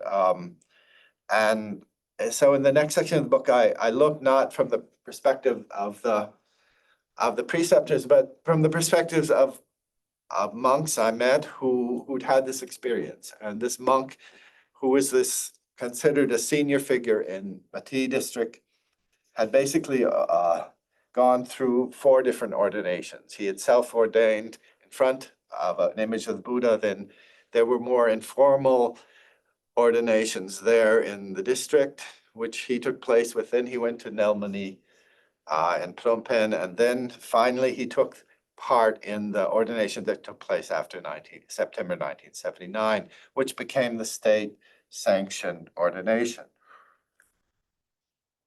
There were other monks or ex-monks who told me their experiences. They contradict some of the stories. Some of them were like the monk I just talked about, or the monk Chan Sang claimed he had not ordained younger men. Actually, I interviewed a monk who claimed to have been a younger man who was ordained by Chan Sang. And so a lot of things were happening. The state policy was not to ordain younger men, and yet this was happening too. There was a lot of flux, a lot of confusion, a lot of contradiction in this period. So let's go on to talk about the September 1979 ordination, which is the ordination which sort of is recognized officially. Here's a quotation about the ordinations on the border, but here's a photo of the 1979 ordination. I had this, I can't quite remember how I got a copy of this photo. There recently on the internet, there have been, and we don't quite know where they come from, other photos from this ordination have been published. This is from a 1981 ordination, and somehow these photos have been in the control of in the Cambodian monkhood, although it's only recently that we're getting access to some of these photos. But this was an important event at the time. Let me start by stating I believe that there was no urgent need for the September ordination ceremony. If the Cambodian authorities had chosen to recognize the ordination performed by Nelmani and Chan Sang and perhaps other preceptors, this would not in itself have created any crisis of legitimacy, and might in fact have avoided some of the problems that came to be associated with the ordination process that grew out of the September ceremony. That is, I do not see any risk of the situation described by Vickery in the quotation cited above, whereby, quote, the continued toleration of these ordinations would not only have undermined the policy of having religion serve national interests, but would also have discredited Cambodian Buddhism among the Buddhists of other Asian countries. Chan Sang's ordination could be criticized on the basis of his lack of seniority and scholarship as a monk. Nelmani had seniority and scholarship, but there were questions about whether he could legitimately be said to have been a monk during the decay period. There's in fact no scriptural basis for saying that merely not wearing robes, perhaps the chief basis for the judgment that Nelmani had left the monkhood, constitutes in itself an invalidation of monastic vows. The September ordination raises its own questions. Well-informed Cambodian observers point to the scriptural requirements that a preceptor had been a monk for at least 10 years, implying that even though the 7 newly ordained monks had legitimately become monks, they did not yet scripturally have the right to perform further ordinations. Those who point this out go on to state the obvious, that despite this technical violation of the rules, it was reasonable that they do so because of the special historical circumstances. One could argue, though, that if authorities had so chosen, they could have used the same argument in defense of Nelmani and Chansang's role as preceptors. My purpose here, however, is not to dismiss the September ordination, which was a complex event, and respond to difficult historical and social circumstances. In the end, a performative act, such as that of an ordination, is effective to the degree it has social legitimation. In practice, the sanction of state authority, the sanction of state authorities on the principle of yielding unto Caesar that which is Caesar's, it had its own justification. As I've said, I've relied heavily on a Vietnamese language account of this ordination. It was written by Do Trung Hieu, a Vietnamese official assigned to work with and unify Vietnamese Buddhist groups. He describes the decision to perform the ordination ceremony as a result of discussions between him and the Vietnamese Central Committee member Xuan Thuy. His account makes it clear that the February 17th Chinese invasion of Vietnam over the issue of its presence in Cambodia was a conscious factor in the decision to hold the ceremony. They were looking for ways to legitimate the newly formed government. Cambodians, Do Trung Hieu argued to Xuan Thuy, would be grateful to Vietnam. The project, as he described it, was originally conceived as involving monks from other Buddhist countries. And if this plan had been put into effect, it might have been more effective than it was. Vietnamese religious officials contact Buddhists in Sri Lanka and India, but they were reluctant to participate, doubtless for political reasons. Soviet and Mongolian Buddhists would have participated, but Do Trung Hieu rejected this idea because they were Mahayana.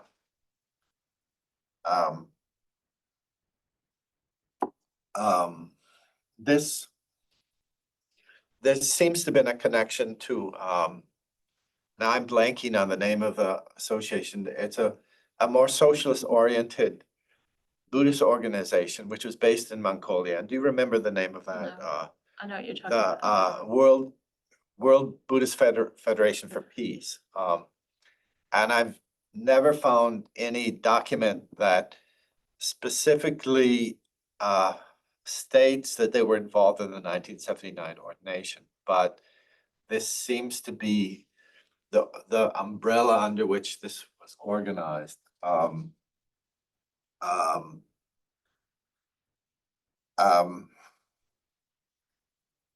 Do Trung Hieu's account gives the impression that the decision to have the ordination ceremony was largely made between him and Xuan Thuy.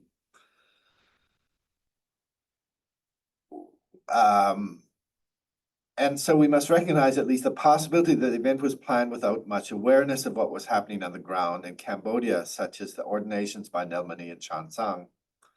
However, it is equally possible that Do Trung Hieu's account simplified a process that involved consultation with Cambodian Vietnamese officials at different levels.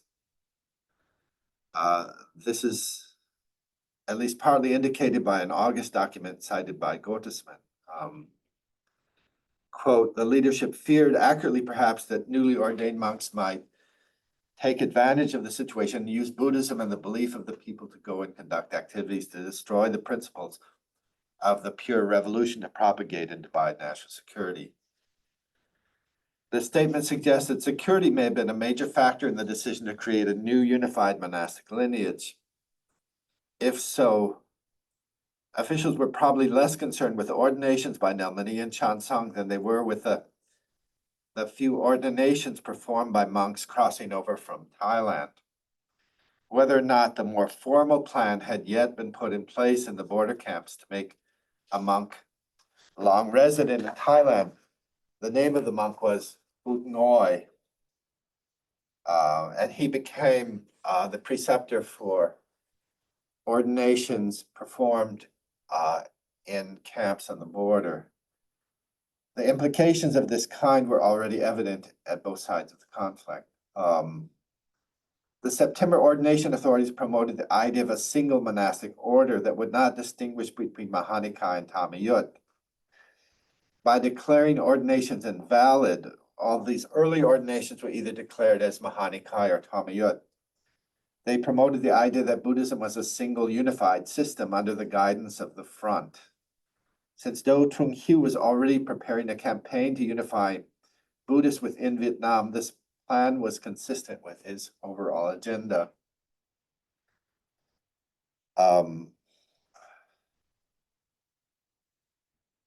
Cambodian Vietnamese authorities were looking for clear lines of monastic authority and a monastic bureaucracy, which, if not necessarily dominated by Vietnam, would interface well with emerging Vietnamese religious bureaucracy. They wanted a monkhood that was, to use Scott's term, more legible than the chaotic one that was emerging. To the extent that what was being invoked was bureaucracy and legibility, it was a very modern process. But it's striking that they felt the need for ceremony. The modern nation always, if sometimes rather cynically, evoked the idea of continuity with the past. In this case, it sought to evoke rituals and ritual linked to the past, one that also somehow had to pass through the hands of Vietnamese liberators.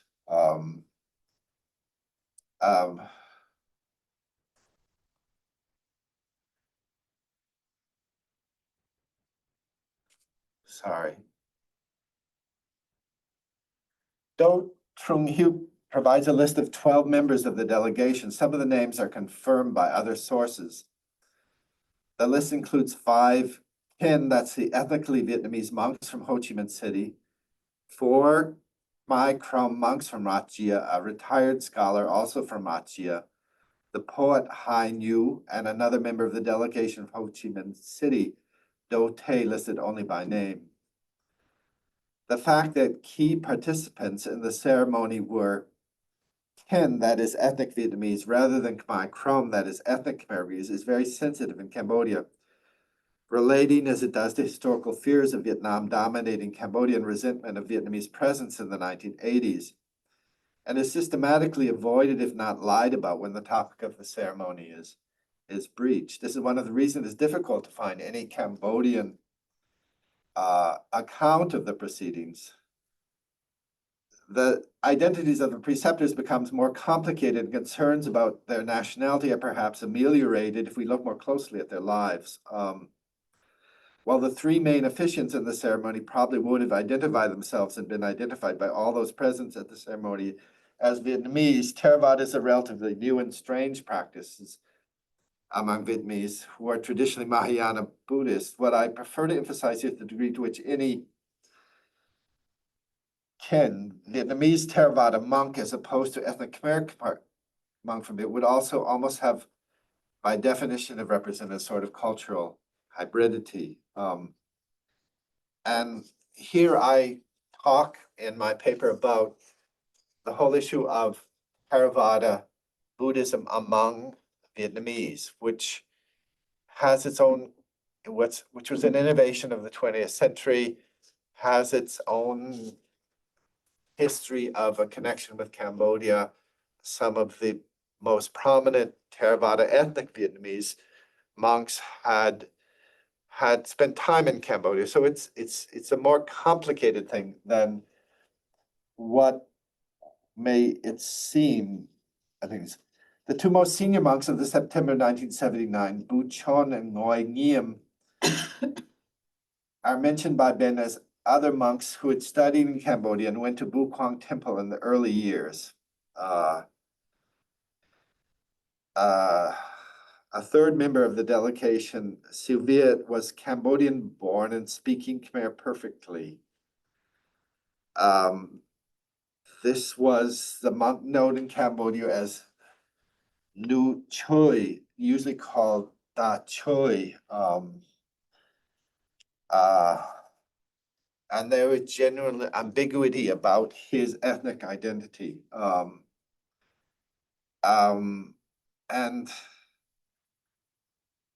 But another 4th Theravada monk, who Thien Tham, was a disciple of Bu Chon and states that he did not speak Khmer. He was then 33 years old and ordained under Bu Chon in 1963 as a Theravada monk. He came to the events as Bu Chon's assistant and did not originally expect to participate in the ceremony. He is still living and is the abbot of Pho Min Pagoda in Saigon, a senior member of the Vietnamese Buddhist hierarchy, and a frequent participant in international Buddhist conferences. Another member of the delegation was the Mahayana monk Venerable Men Chao, who did not participate in the actual ordination. Like Buchon, he was a senior monk with a high profile, having studied in Sri Lanka and India for 10 years. And incidentally, in Vietnam, he studied at Navanalanda Mahavihara, which we talked about last time. But he was there as an observer and not a preceptor. The names of the 4 Khmer Krom monks were Dan Din, Ngovan Am, Dan Ban, and Dan Dem. According to Venerable Dan Din, they range in age from 27 to 31 years of age. He said it was almost an accident that they were chosen to participate in the ceremony. According to one Khmer Krom monk from the area, there had been protests in the early 1970s by Khmer Krom monks against the South Vietnam government. And the ties between the Khmer Krom monks and the Communist Party may have been stronger there than other parts of the Mekong Delta. In other parts of southern Vietnam, Khmer Krom Buddhism tends to be hostile toward the Vietnamese government, but not in this area. And by the way, I did, in my research, managed to make it to this area, Rat Gia, and was able to talk to one of these monks who participated, which became very complicated and created a sensitive situation with Vietnamese authorities. The 7 Cambodian monks ordained were Kat Vai of Kampong Thom province, Prak Dit of Takeo, Den Sarun of Kandal, Et Sum of Takeo, Nun Yet of Takeo, Kain Von of Prai Veng, and Tep Vong of Siem Reap. The Cambodian news agency account translated by Summary of World Broadcast said that those ordained, quote, had been monks for 20 to 60 years before they were defrocked by the Pol Pot period Ing Sari clique. According to Proc Ing, the selection was made by the Central Committee of the Front. The 2 principal criteria, according to Nung Yet, were that they had been monks for long periods prior to the Khmer Rouge period and had never married. Some political considerations must have entered into the decisions as well. According to former Cambodian Prime Minister Pain Savan, who I was able to interview when he was still alive, he found Tep Vong, the eventual head of the Cambodian Sangha, dressed in white on the grounds of a temple in Siem Reap in June 1979, and he asked him to come to Phnom Penh. There, Tep Vong stayed for a few days at the headquarters of the front and then went to live at Wat Unalaum after it was cleaned up. Pen Savan said he told Tep Vong to assume saffron robes, and insofar as we have any documentation, he did so without any further ceremony as soon as they were brought from Vietnam. This is a controversial issue for those critical of self-ordination. According to Proc Ing, all of the monks except for Tep Vung and Kat Vai had probably ordained previously with Nelmani. Kat Vai, another figure who had some claims to having never abandoned his monastic vocation during the Pol Pot period, also came to Phnom Penh in robes. According to Kampong Thom man who claims to have accompanied him, Tien Tam also mentions this detail. Tep Vung had already assumed robes when he traveled to the Soviet Union and Mongolia earlier that same year. And in August, when he issued a statement at the time of the trial of Pol Pot and Ing Sari. Tien Tam remembers that Tep Vung was already wearing saffron robes when he met the delegation of monks arriving to perform the ordination ceremony in September 2009. Now, Mani was invited to reordain with the other monks, but refused. In his interview with me, he suggested that he was unwilling to renounce his previous ordination, a stance that excluded him from the new ordination lineage and alienated him from authorities.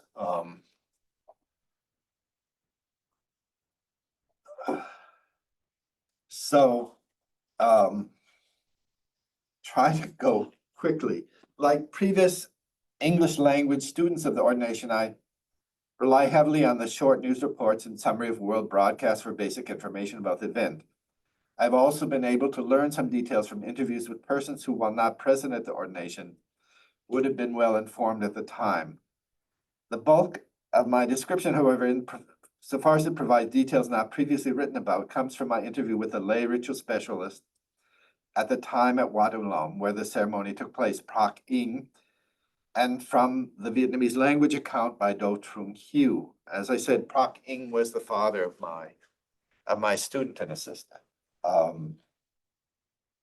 These two sources are quite consistent with each other, although they differ on two major points: the name of the preceptor and the circumstances of the death of Buchon.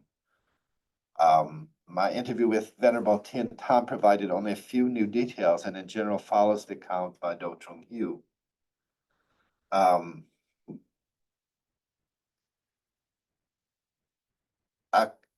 According to the Vietnamese news agency broadcast translated by Summary of World Broadcast, the delegation of monks that performed the September 79 celebration ceremony came at the invitation of the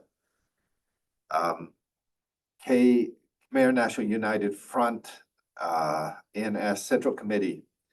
The delegation arrived by plane on September 17th.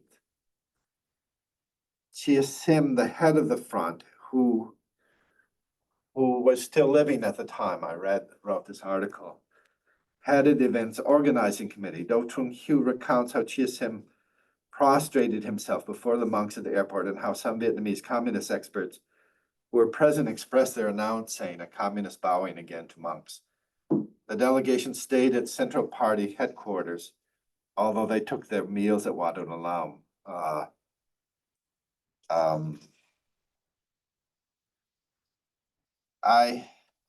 I'm going to skip over some things. Then the crisis, a central crisis of this event was that Venerable Buchon fell ill and was taken to Phnom Penh Hospital, where he died on September 21st. Du Trung Hieu writes that he had suffered from liver illness for some time and had already had an operation for this problem in 1967.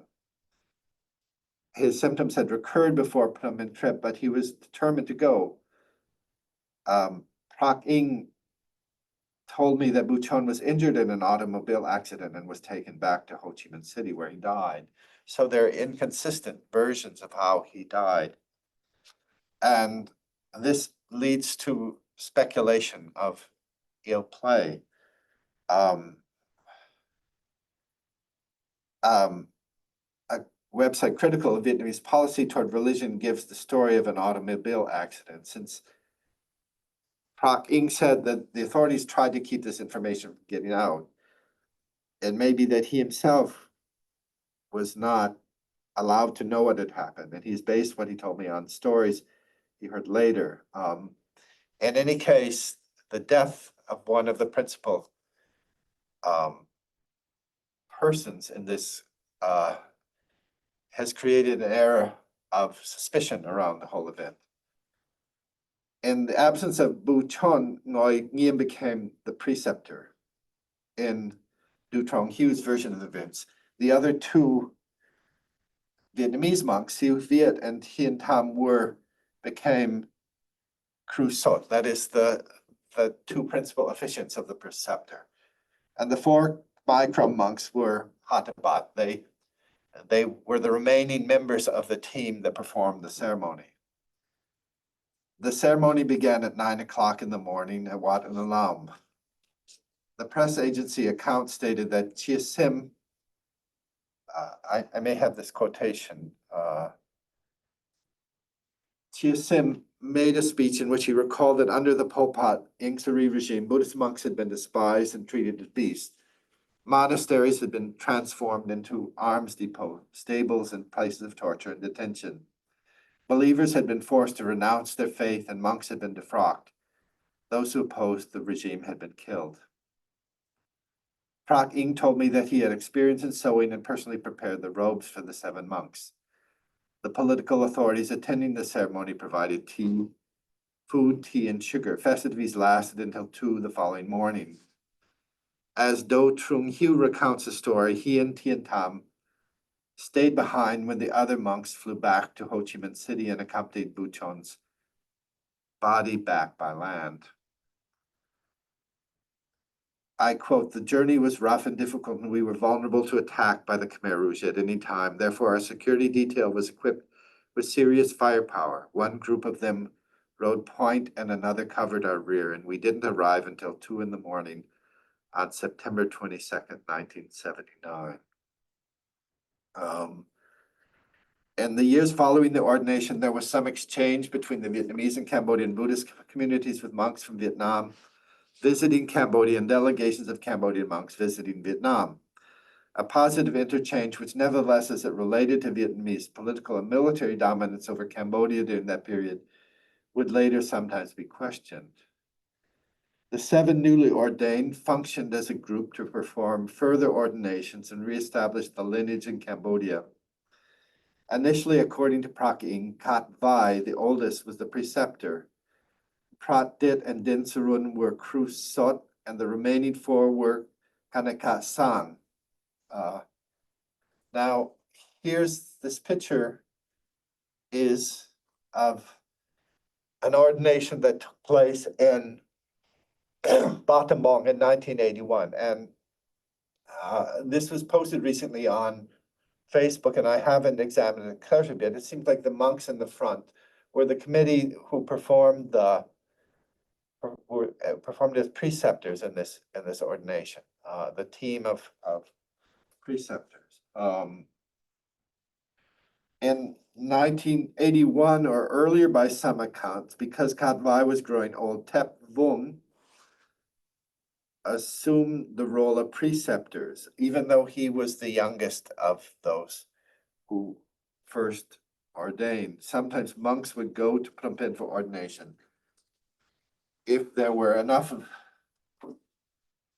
men to be ordained in a certain area, the ordination team sometimes might travel there. It took considerable time before the process of reestablishing the lineage was complete, and during this period, many Wat were populated with monks who had undergone unauthorized ordinations, and unauthorized ordinations continued to be performed.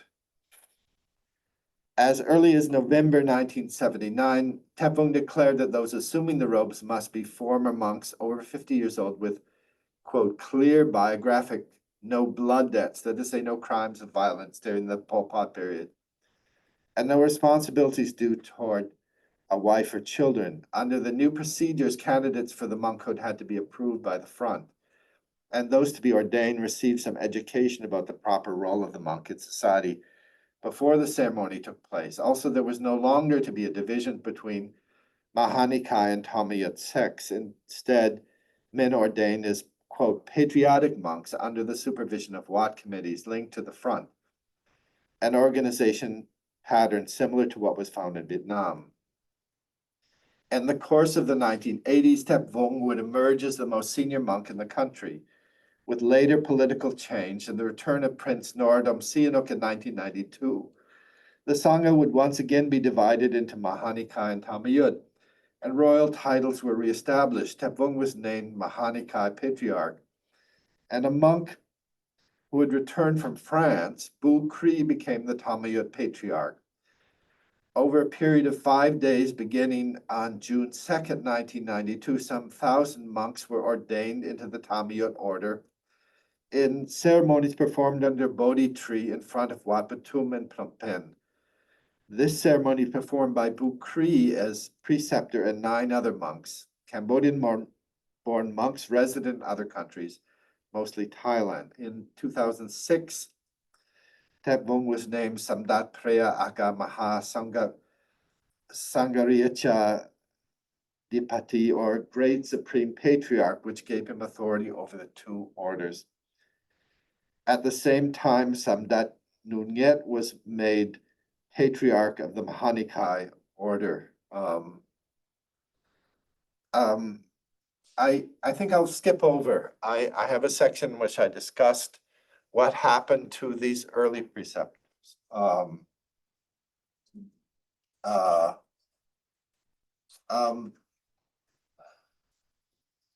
Purely in Buddhist terms, the breakdown of a monastic lineage or its restoration are events of historical importance. Perhaps the investiture of a monastic lineage as an enduring social institution can never be totally successful without implicit or explicit sanction of the state. Ordination as ritual has great personal meaning in the lives of those who ordain, and a web of meaning that extends to the lives of their family members and to the life of the temple community as a whole. At the national level, as Kai's echoing Weber has frequently reminded us, religion is deeply involved in the legitimation of both society and the state. The events in Cambodia highlight the degree to which the state is deeply linked to the process of ordination, both in the degree to which the state legitimizes ordination and vice versa. Insofar as ordination is further linked to the process of bureaucratization, it is a very modern institution, and the degree to which the September 1979 ordination was a step in the direction of setting up the state bureaucracies that would continue to provide an organizational structure for religion, it was successful. But insofar as it aimed to be something more, a performative charter ceremony legitimating the new state, its effect was more ambiguous. Certainly it did not, as Do Trung Hue had hoped, create in Cambodia a sense of gratitude toward the Vietnamese. The impact of this September ordination was diminished by the fact that the organizers did not succeed in attracting participants from other Theravada countries. And the death of the one Theravada monk in the delegation with an international reputation meant that it was harder to say that the preceptor was chosen for his special status rather than merely because he was Vietnamese. The discussions among Do Trung Hue, Bu Chon, and Joy Ngiem the evening prior to the ceremony indicate that there was already some awareness that the Vietnamese preceptor would be perceived negatively. That Vietnamese participation in the event has been kept secret has meant that in whispered form, it has been part of the discourse used against the state. The Kin Theravada monks, that is to say, the ethnic Vietnamese Theravada monks who participated in the ceremony, represented in reality very complex identities, and that they practice a religion more closely associated with Cambodia than with Vietnam. Their having pointed out the problem is an indication of their sensitivity to the Cambodian perspective. They represent the fluidity of national identity as much as its essentialization, and yet in Cambodian historical memory, to the degree which they are remembered at all, they are, quote, Vietnamese monks. In the framework of James Scott's Seen Like a State, the lineage set up by the September ordination may be seen as an attempt to make the Sangha more legible to the state, but the process certainly didn't make the state legible to the monkhood in the sense of accessible and understandable. Rather, the different levels at which the narrative of the ceremony operates, an official version and whispered alternative versions, has tended to obscure the conception of state power and make it appear alien and vaguely corrupt to the Cambodian public. The ordinations of Nilmani, Chan Sung, and others show us that there was nothing inevitable about the September ceremony. It was not needed either because of the requirements of Buddhist scriptures or because the general Cambodian population lacked ingenuity in finding ways to recreate the monkhood. While it would be a mistake to overly glamorize their ordinations, they were very meaningful to the people involved at the time. They represent some of the creative communal spirit that flourished in the immediate aftermath of the Khmer Rouge period. The fact that these ordination traditions were not allowed to continue perhaps merely proves that the establishment of a state-legitimated order will inevitably have human costs. But it is wise not to completely forget those human costs. Okay, that's my paper. Okay, well, this is my take on this, my research, which I stand up for. There are other people who have written about this period, and I really think that my account of this period is the most careful, although some people might disagree with that. So I know there's people on video who are Cambodian monks, and then the people, and they're one situation, and they may have strong opinions about things I'm talking about here. And then the other people, I'm afraid, have been overwhelmed with a whole bunch of of detailed things which don't necessarily mean that much if you don't already know something about Cambodia. And so, but let's open it up to some more discussion if we can.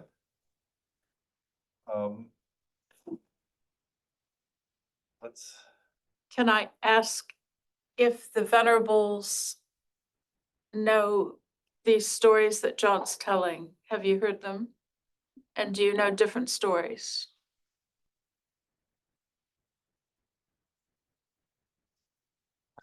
I think most Cambodian Buddhist monks are aware of the history, especially after the Khmer Rouge, and exactly like Professor just described in the lecture. I think pretty much accurate, but I'm not sure that the picture that you just show about the previous picture of a Buddhist monk in Baltimore, I think that picture is, if I'm not wrong, perhaps it's older than the 1981. Because we weren't sure, Okay, it just showed up a few days ago. Actually, this is Another picture. it was recently This shown one, on, yeah, this one.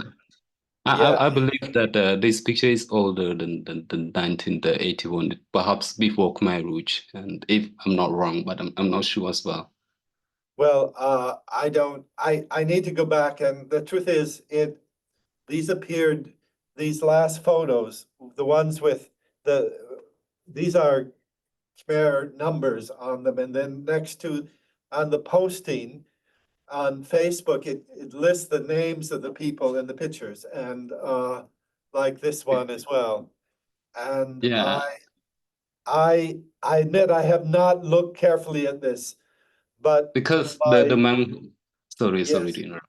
Because the Yes, monk go ahead.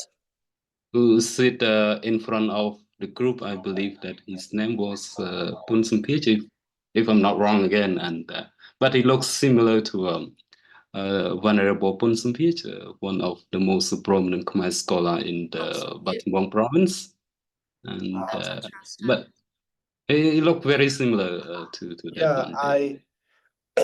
I've had, well, But he people was have- killed during the Khmer Rouge, I believe. yeah, well, that's very interesting, of course, and I admit that these pictures, and you may know better than me or the other venerables who I'm are not here, sure as that well. they've Yeah. only been recently published on the Facebook page of what's called the Kanat Loksong. I probably have that wrong. And the Facebook postings don't really tell us where these photos came from. Yes. And so, but they seem to, but in the description written next to the photos, then this one does say, unless I'm mistaken, it does say 1981 ordination ceremony in Battambang. But I may be wrong. And again, I probably maybe shouldn't have posted this, because these were only recently posted on Facebook, and I don't know really where they came from, or really who found these pictures and posted them. I admit that, but I assume that they came from the Cambodian Sangha, and whoever posted them really knew what they were posting, but I cannot independently verify that. And so I'd be interested in any comment that anyone would like to make about these pictures. And so I haven't really been able to look that carefully at these pictures, but it was fascinating to me, because we seem to have had so few pictures from this period, and suddenly these were there on the internet. Yeah, it looks interesting. Maybe And we can send you the link, and maybe you know more about the post. that would be You said, so nice of you. but Yeah. you said, have have you seen these pictures before? Because once Um, I have So- never seen this picture before, but Oh, okay. I saw a Buddhist monk who sit in front of the group. Yeah. I saw his picture before because it was quite famous Yeah, in Yeah, Cambodian yeah. Buddhism, especially in Battambang province. But I'm not 100% sure that that is him. But it looks so similar to me, and yeah, perhaps. but not this picture, but another picture. I can send you an Yeah, email. I was traveling in India when actually Elizabeth is the one who first saw these pictures on the internet and sent me. This one I think was the first one I received, and then I was talking to Cambodian monks in India, and then they seemed to be getting the same pictures. So this is something that appeared on the internet within the past month, and so I guess I was looking for other pictures to make my PowerPoint more interesting, but And also to find out more about Yeah, these yeah. pictures. Because, you know, like often when people post, they don't put the provenance. Absolutely true. And the only Indeed. way you can find out is by asking. Help. Indeed, yeah. Yeah, Quite fascinating. I will send you the link of a Buddhist monk that I am talking about. That I said he looks similar to him. yeah. And he was quite a Ponsum There's He a- was quite a prominent uh, Buddhist monk in the There's a, before Khmer Rouge I actually. believe there's a book, a biography about him. Indeed. Yeah. I think Yeah. you might have read it somewhere else, yeah. But it looked quite similar to me. Yeah, yeah.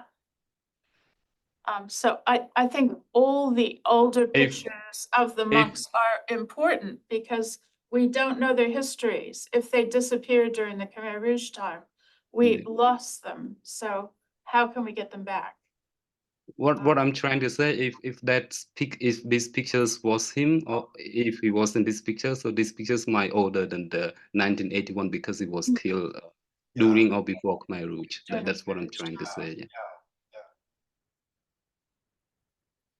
How about some of those other ones? Because they look like the same kind of photograph. but Whereas this one's I different. have no idea about the other ones. This one's Well, more contrasty, but the other ones I are believe what I've blurry. been told, this picture was that the person who'd acquired originally had gotten it from Tien Tam, who was the Vietnamese Theravada monk who had participated in the ceremony. But now I can't quite remember how I even got that picture, and I believe that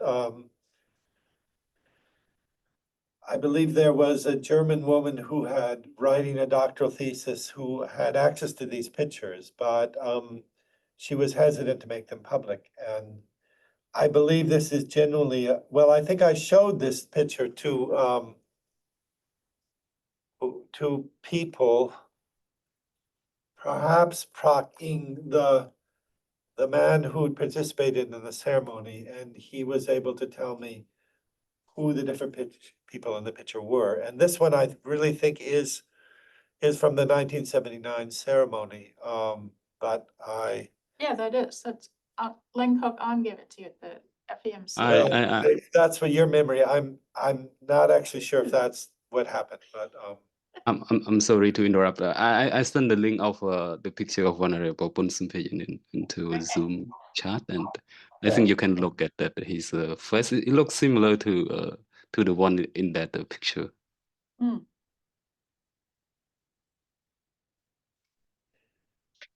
So where's some of those older ones on there? You know, the ones that I sent you that we don't really know. well, I was just looking for what you sent me. I thought these were the only ones that I found. But Yeah, there are 4. Yeah, that one's different. Oh, yeah, that one, to go back one more. That one. So that looks like the same building, the same day, the yeah, same that photography. looks like it could have been the same. Yeah. The same event. And I believe it's identified in the Facebook posting as the 1979 ceremony. Yeah, Yeah. quite. Yeah, we have. I think we need to find more source about it. Yeah. Yeah, I'll send you the link right now. Thank you. Yeah. You know, I always comment, can somebody please tell me the provenance? And they never answer. It's like, okay. I accept it. Okay, well, Warma, you said you had more questions. You want Yeah. to Yeah, shoot now? so let me, what I understand is that before the Khmer Rouge took place, the Mayutika Nikaya was introduced to Khmer by that time. Yes, since the And- 19th century, yes. And there yes. were their own Ordination. order, Yes, yes, which is like Mahanikaya right, yes, before yes. the Mayutika Nikaya was Yeah. introduced. And then I'm just wondering if any change had been made through like the ordination process between the two sects after the Khmer Rouge. Yeah, Uh, they made them into one. And the Tamayut still there. They- No, at Or- this time, well, I talk about 4 cases of the ordinations in 1979, which were later rejected by the government.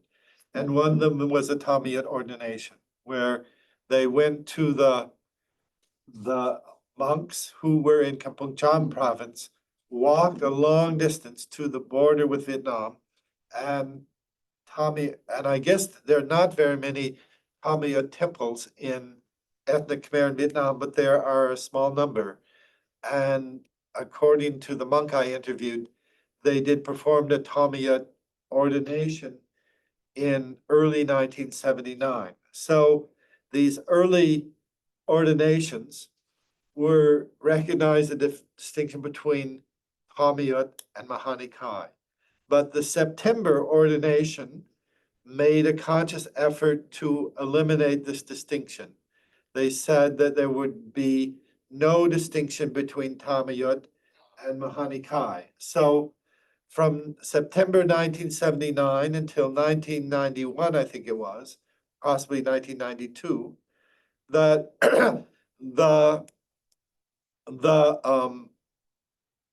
the Cambodian monkhood made no distinction between Mahani Kai and Tamayut. People who talked about it said, well, in effect, it was Mahani Kai. But the official government policy was this was a unified Sangha which did not distinguish between Mahani Kai and Tamayut. In 1991, there was Paris peace agreements signed in Paris, whereby there was going to be an elaborate United Nations mission and in Cambodia, which would bring about peace, as that was the plan. And at that time, Sihanouk, who was the former leader of Cambodia, who had well, he was king, but he abdicated in 1955, but he was still regarded in some ways a king. So when Sihanouk came back, then as a gesture of reconciliation, then the Tamayut was reintroduced in Cambodia.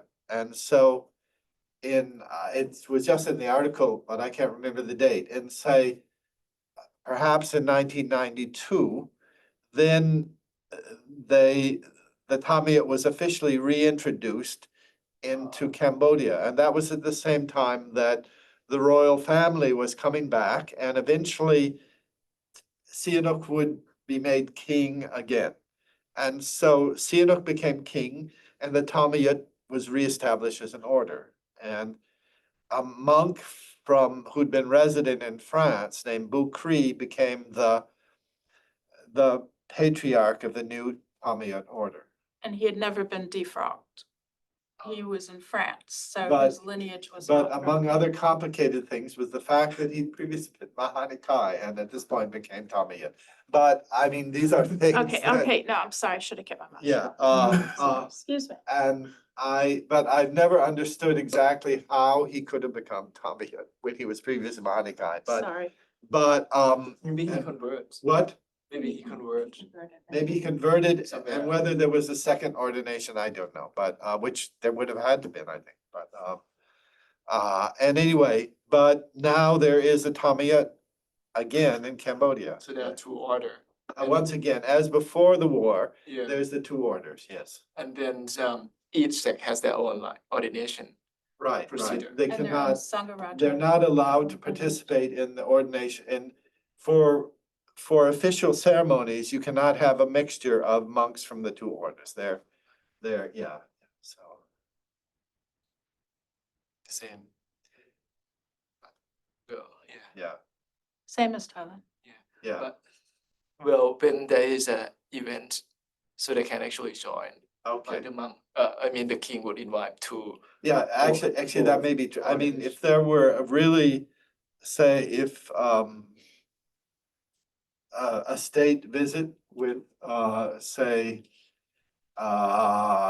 say the president of France visited Cambodia, there would probably be a state ceremony in which the heads of the two Buddhist orders would come. And then at 2006, at one time, but again, what all this means, I don't know. It was 2006 when there used to be a patriarch of the Mahanikai, patriarch of the Dhammachai. And then 2006, it was decided that Tapung would become, Sangha. well, he was already used the term Sangaraja, but he became a patriarch above both orders. That's And right, you're and some people said that was a way of, in a way, it was a way of removing his power, in that before, as head of the Mahanikai, he actually had more on the ground power, and now as head of the two orders, he was symbolically above them all, but the patriarchs of the two orders in some ways had more on the ground power, but that's just what people were talking about at the time. And now Tapung is quite old and quite ill, and there is fear that he might pass away, so.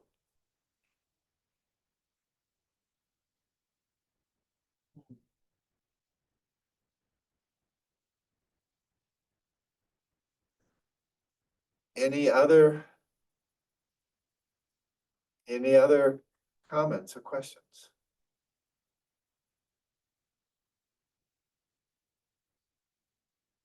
So, well, we've run, I started this seminar thinking, how am I gonna possibly talk for even more than an hour and a half, and now for the second day in the row, it's been 2 hours and a half. So thank you all for staying with us. And okay, so tomorrow is I'll be talking about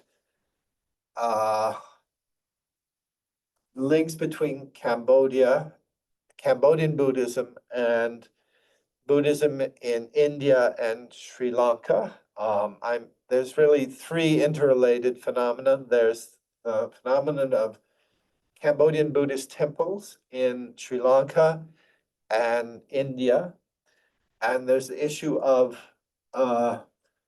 Cambodian monks who are resident in these temples, or some of them are there as students. And the third issue is pilgrimage groups or Buddhist tourism groups from Cambodia who are visiting Cambodia, India and Sri Lanka. And for those of you who are, well, I think you all have the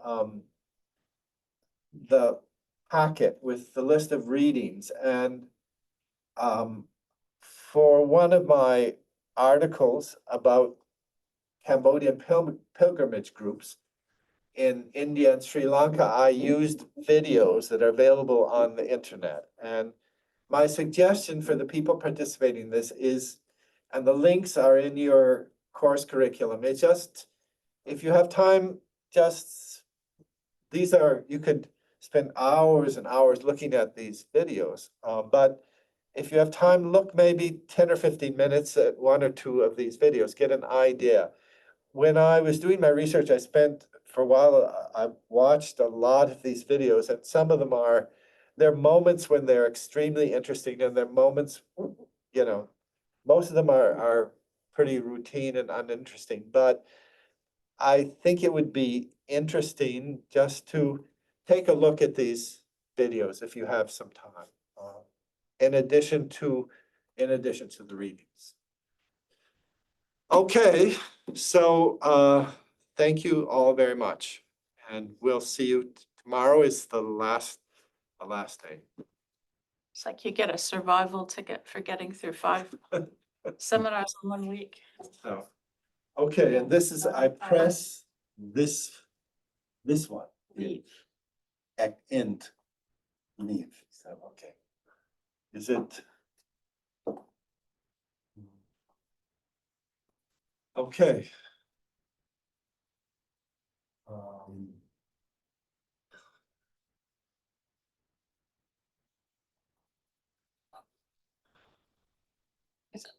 Yeah, it's leaving. I mean, do you think, can it be a valid Sangha? Is Cambodia got a valid Sangha? I think we're still in, so, Or recording?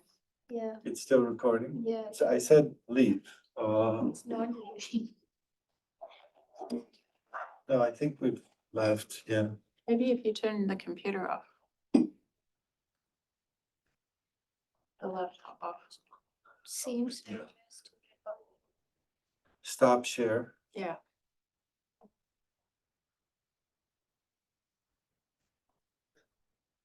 Just close a lip. That's what I do. Well,